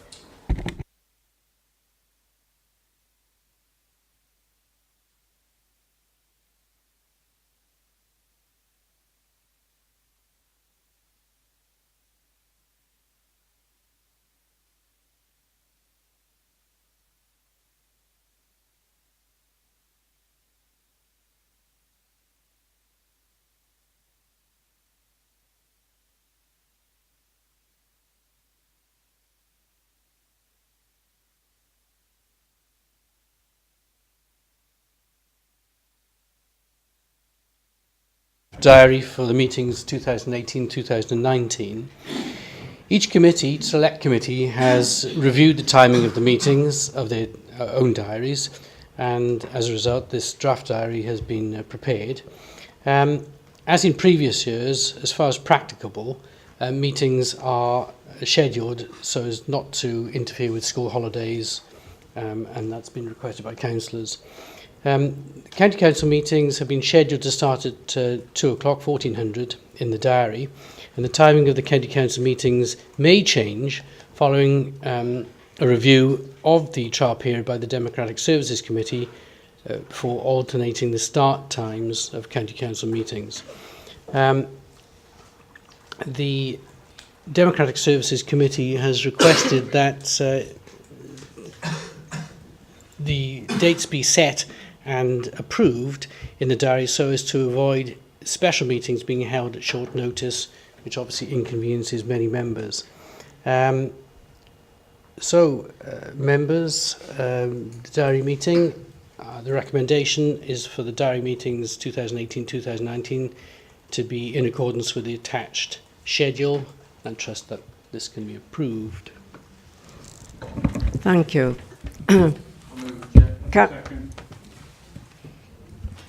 Thank you, It's Chair. been proposed and seconded. Sorry. Well, thank you, Chair. It's just that I wish that we could be furnished with the diary a little sooner than what we have been, because it's very difficult to, forward plan a lot of our things, and even more so of those who are in other employment, because it's coming very close now to a new year in the authority, and we've had loads and loads of things coming forward that we can't really assess the diary with. Thank you. Councillor Howarth, please. Chairman, I think you made a very valid point there, and Councillor Jordan did. I think what aggravated members considerably was the change in dates and the movement of meetings. Just through it a bit. Let's hope we can avoid that this year coming, because it was really frustrating for many members. And I think the Constitution is very clear that so many days' notice has to be given. But if they are diaried, we've got to stick by it, and I think Chief Executive spoke about this some little time ago. We've got to go with them dates and not move from them. Yes. I think the moving of the times for the meetings, consensus will tell us that we aren't going to please everyone. Yeah. And I do believe that as a council, I think we should make that as quickly as possible, not fluff around with it, come in 6 months' time saying we're going to do some early meetings, we're going to do... It should have been done straight away, and I think there's enough of us to actually resolve that as quickly as possible. Yeah. Don't come in the winter and say, oh, well, we'll have 2 meetings and whatever, and 2 meetings, whatever. Let's do it now and it's finished with. Yeah. Thank you, Chairman. What did you want to... It is just a quick question. Yeah. Councillor Jones made a very valid point. I just wondered if you have any time when we can expect those diary inserts. So exciting, new diary inserts. I don't know. Some over here about the diary inserts. She wants to know when the diary inserts will be. After today, as soon as the diary is approved, we'll be sending it to the printers for the first proof to be printed. I might add that my name is not Jones. No. It usually takes a few weeks because we have to proof them a few times to make sure everything's as spot on. Thank you. I think what we'll do now, to save any more discussion and bother, because it's 12 months since we've been discussing this meeting of today.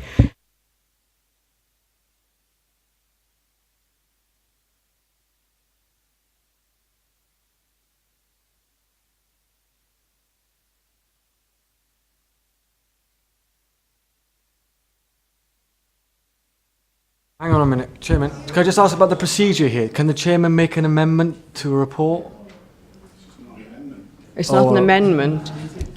Councillor Howard said this has been discussed. Yeah, but I didn't hear him put the amendment, change the report in any way. I didn't hear it being seconded. Well, we have all those in favour. Are we giving up on procedure now, are we? We'll do it correctly then. Thank you, Councillor Petruni. All those in favour accepting the diary as it is printed? Carried. Thank you very much. Been quiet all afternoon. Do we get the inserts? Do you get the inserts, please, the addresses that I personally, being an old bird, would really appreciate? Thank you. Yeah. Councillor Jordan, 11.2, Brinnicum area name change. Thank you, Madam Chairman. The purpose of this report is to seek approval of the Council to the change of name of the Brinnicum Area Committee. In March 2017, the Council approved the piloting of a new model in Brinnicum, with the Area Committee being retained as a sole structure to support joint working locally. The committee has now suggested that its name be changed to provide greater resonance with local people. Members will note that there are 4 area committees. There's Lower Wye, Sevenside, Central Monmouthshire. They're all identifiable geographically with their particular areas, but Brinnicum doesn't appear to have any synergy with North Monmouthshire. The recommendation, in fact the unanimous recommendation of the area committee, was that the name should be changed to the North Monmouthshire Committee, but the area committee has no power to make that decision itself. So it's proposed here that the change will be evaluated as part of the evaluation of the pilot scheme, which will be concluded in September 2018, and will come back to strong communities in the autumn 2018 to see, in fact, if the area committees still continue. So the name will remain Brinnicum until such time as the autumn, but should Council make that decision to change today to North Monmouthshire, it will be changed as from the autumn to North Monmouthshire. There's only one further meeting of the Brinnicum Committee, so there's no point changing all the diary entries and all the rest of it just for one meeting. So there we are, Madam Chairman. So the recommendation is just to change the name to North Monmouthshire from Brinnicum. Councillor Petruni. Second move, please. Yeah, right. All in favour? Thank you.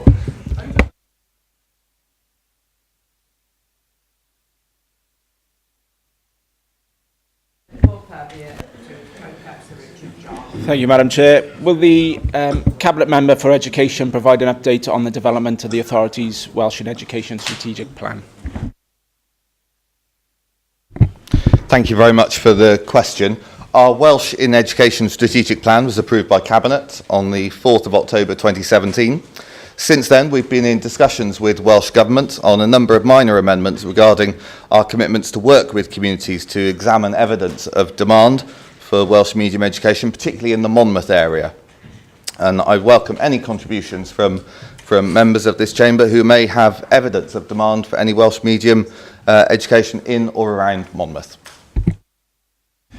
Can I thank the Cabinet Member for his response? And given the Welsh Government's recent statement that 15 out of the 22 authorities have been signed off, I was interested we were one of 3 within this regional consortia area that haven't been signed off, and obviously proves there is an issue between matching supply and demand. I would just like to understand some of the barriers preventing the authority from progressing to sign off. And aligned with that, given the authority's original WESP was significantly underpinned the strategic outline plan when it came to submitting to Welsh Government regarding its 21st Century Schools funding. What impact does any delay or potential changes have on developing the formal business case for King Henry School? Councillor John. So, as I say, we've been in discussions with Welsh Government for a number of months now about how we stimulate demand for Welsh medium provision and how we evidence that demand, particularly in the Monmouth area, where as I say, there is particularly from the meetings we've had with our Welsh Medium Forum and with parents involved in Welsh medium education, that we're getting anecdotal evidence of demand for Welsh medium provision in that area. So those are the issues we've been working through with Welsh Government. There's been no impact on our Band B proposals, which have been well received in Abergavenny and which have also been approved by Welsh Government. Welsh Government have also confirmed that the type of expansion of Welsh medium provision that we're looking at in Band B that we're proposing is something that they're very supportive of. We continue to consult widely on these proposals, including with our Welsh Medium Forum, which met most recently on the 28th of March, where we had a really positive and interesting discussion about the benefits of bilingualism and also about the merits of immersion versus streaming, something I discussed in considerable depth on my recent visit with Councillor Tudor Thomas to Ysgol Gyfan Gwynllw, which was really interesting, talking to we met with the head teacher, we were talking to staff and also students about their experiences of learning in an immersion Welsh medium setting as opposed to streaming. So that was a really interesting discussion, and that's something that we're looking forward to continuing with the wider community in the coming months. 12-2, Councillor Paul Pavia to Councillor Penny-Jones. Thank you, Madam Chair. Will the Cabinet Member for Social Care and Health make a statement regarding an Iron Bevan Health Board's decision to withdraw older adult mental health inpatient provision from the county? Thank you, Madam Chair. And I thank Councillor Pavia for the opportunity to make this statement. Monmouthshire County Council endorsed fully a response to the Aneurin Bevan University Health Board consultation into the future of older adult mental health, which set out a series of evidenced objections to the consultation into the future of inpatient services across Gwent. Members will know that I responded to the Health Board on behalf of the Council with a formal request that the current interim arrangements remain in place to allow genuinely integrated work to take place between local authorities, the Health Board and other partners. Unfortunately, despite the position of this Council, a number of meetings with the Chair of the Health Board, the leader and myself, and strong evidence-based representation from the people of Monmouthshire throughout the consultation, the Health Board took a decision on the 21st of March 2018 to approve the preferred option, which has resulted in the closure of St Pierre Ward in Chepstow Hospital. Monmouthshire residents who need inpatient dementia services are receiving the service either in Ysbyty Tri Cwm in Blaenau Gwent or St Willis Hospital in Newport.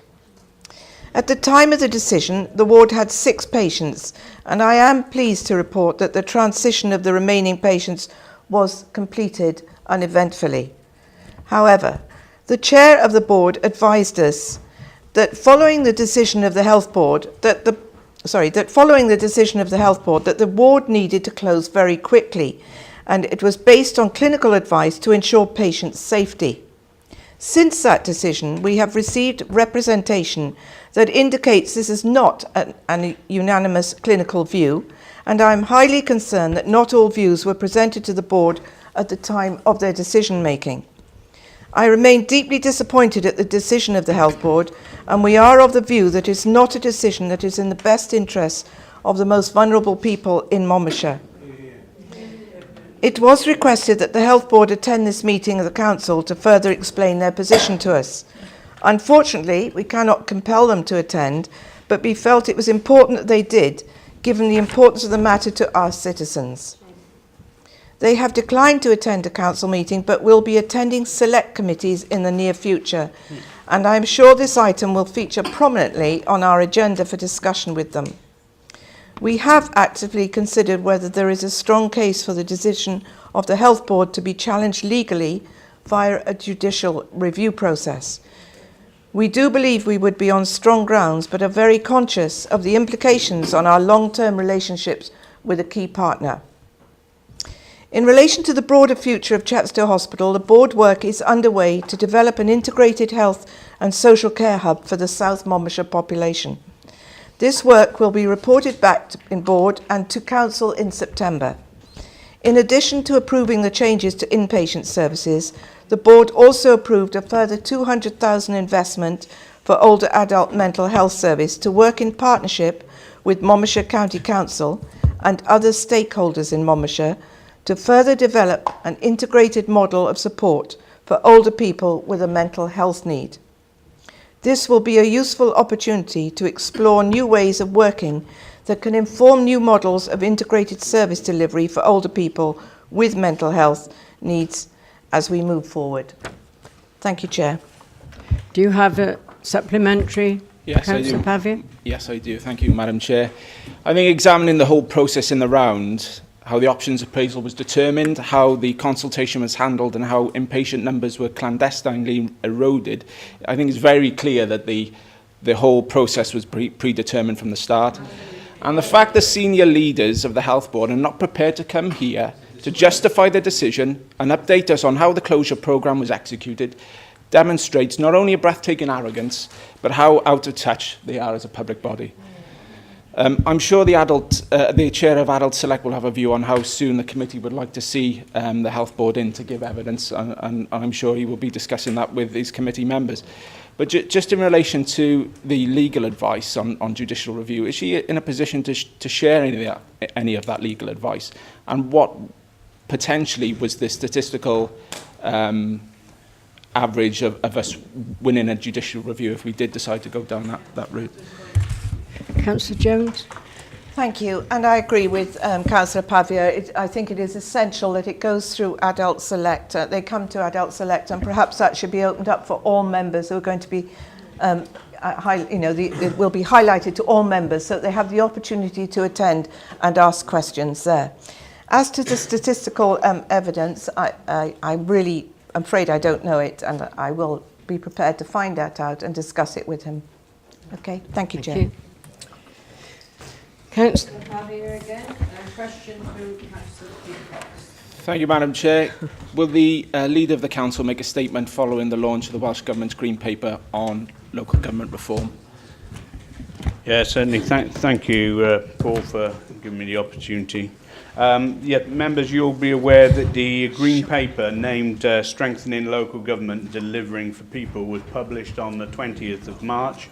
It's a green paper, so it's a consultation, basically, and responses are expected back by the 12th of June. The forward states that the Cabinet Secretary wants to devolve more powers and freedoms to local government, and he wants councils that can use those extra powers and freedoms. He says, and I quote, "For me, local government is not simply about structures and lines on maps. For me, this debate is about people." And I agree. The debate should be about people, but it also should be about local services delivered from as close to those communities as possible. It talks of wanting to see sustainable councils, and yes, I agree with this also, and this would be achieved once local government is funded fairly and on a par with other areas of public service. And moving the deck chairs isn't really the way forward on that. The Green Paper goes on and says, amongst many other things, we, Wales Government, believe local government, its elected members and officers should be respected by and be representative of their communities. So we can see that the Green Paper starts with fine words and sentiments which we all should welcome. However, the Green Paper isn't really about these things in my and others' minds. It's more a rehash of the plans that Leighton Andrews tried to impose on us a few years ago, but failed. It quotes at length views from the then Williams Commission that says smaller authorities can't manage to raise to the challenges they face. But many in local government believe that is wrong. And I have shared my own thoughts on this with the Cabinet Secretary directly. Monmouthshire is proof that smaller authorities can deliver and can do it well. So when we get to the meat of the Green Paper, the focus turns to the same old arguments. it quotes, "The Welsh Government believes that it's time to seriously examine creating fewer, larger local authorities." And the paper suggests three options. Option one is voluntary mergers, and this option would see the Welsh Government make provision to enable local authorities to come forward with merger proposals if they were within a specified future footprint which defined new authority areas. Option two is a phased approach, which with early adopters merging first, followed by other authorities. And this option would see the Welsh Government make provision for local authority mergers in 2026, in line with a specified future footprint for local government, but also enable local authorities to choose to move more quickly and come forward in time for new authorities to be vested in 2022. And then option three is a single comprehensive merger programme. And this option would see the Welsh Government make provision for local authority mergers in 2022 in line with a specified future footprint for local government. On reading the report, you can't help but feel it would seem the favoured option is the third, a single comprehensive merger programme. And this option would see 10 new councils created across Wales, with us being merged with Torfaen and Blaen y Gwent. The WLGA has met with the Cabinet Secretary, and leaders' views have been spelled out very robustly and clearly that basically we do not want and all need this debate again. You saw the leader of the WLGA on the news and saw and probably seen the manuscript of her views, and she delivered it very well on our behalf. We made it clear that councils were already embarked on the previous Cabinet Secretary, Mark Drakeford's reform agenda, which was only a year or so ago, an approach that we all agreed with. That gave us security for 10 years, but it also allowed us to retain sovereignty, local place, but it wanted us to do more on that regional footprint, which we could absolutely see was important. His plans left us, where we were, but it challenged us to do more, and we could do that. We were already making great strides on doing more regionally. We've got excellent relations in this part of Wales, but all over Wales there are excellent relationships.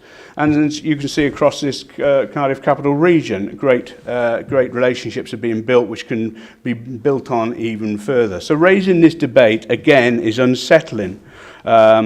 Is unsettling for all in local government. It's a distraction at a time when we really don't need it. I reiterate my continued view that creating large authorities isn't the panacea WG believe it is. Yes, there would be some modest economies of scale, but in the scale of the financial constraints we have, they would be minimal against the cost of merging, which would be colossal. The figures just don't stack up convincingly enough.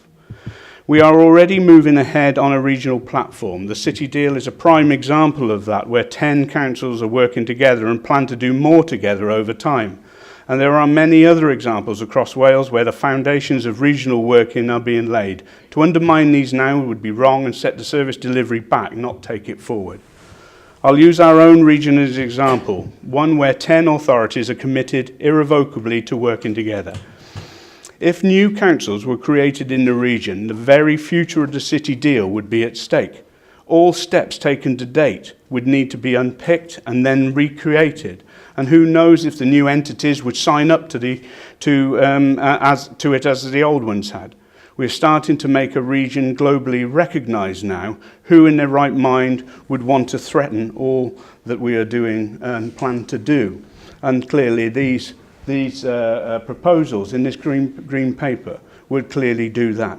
Madam Chairman, we have until the 12th of June to provide a response, and can I recommend to the Council via this opportunity that we either have a full Council debate or we have a full seminar to shape our response, because it is absolutely right that we do put a response in. It's pretty well not far off the shelf, which we put in probably to the Leighton Andrews report, and that's it's very, very similar, and that's what we in the whole of WLGA believe. This is, this moving back to something which we'd already been which had already been defeated when we were already embarked on something else is just a folly. You know, we need some consistency. You cannot move the deck chairs. It creates massive uncertainty for many of our staff, but also for our communities.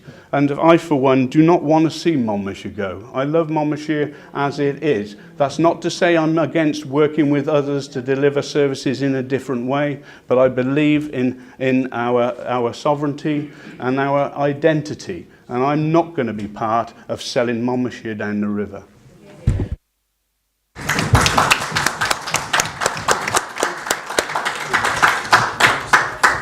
Do you have a supplementary? Can I thank the leader of the council for his response? I think you've probably answered my question on City Region, but as chair of the Economy and Development Select, it would be remiss of me to congratulate the Chief Officer of Enterprise, our Deputy Chief Exec, on achieving a position.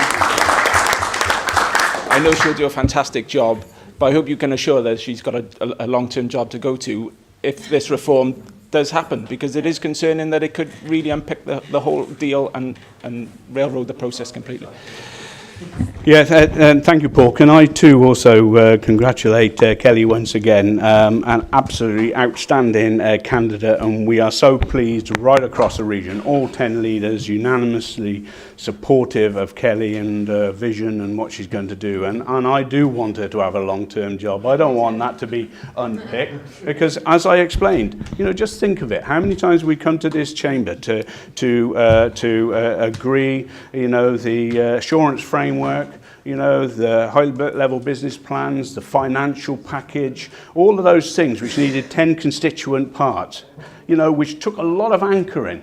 You unpick that and you create a new authority. Who's to say that a Torvine, Monmouth, Blaenau, Gwent would still want that or still sign up? And what happens in the meantime? Business loses interest. We lose our opportunity. UK government loses interest, withdraws its support, and we're back where we were again. This is short-sighted vision by Wales government. They need to have a collective vision for the whole of Wales and not try to lead Wales by directorate. And that's sadly what they do. Can I too congratulate Kelly? We're going to miss you very much, but we wish you well in the future. Before we go, Rob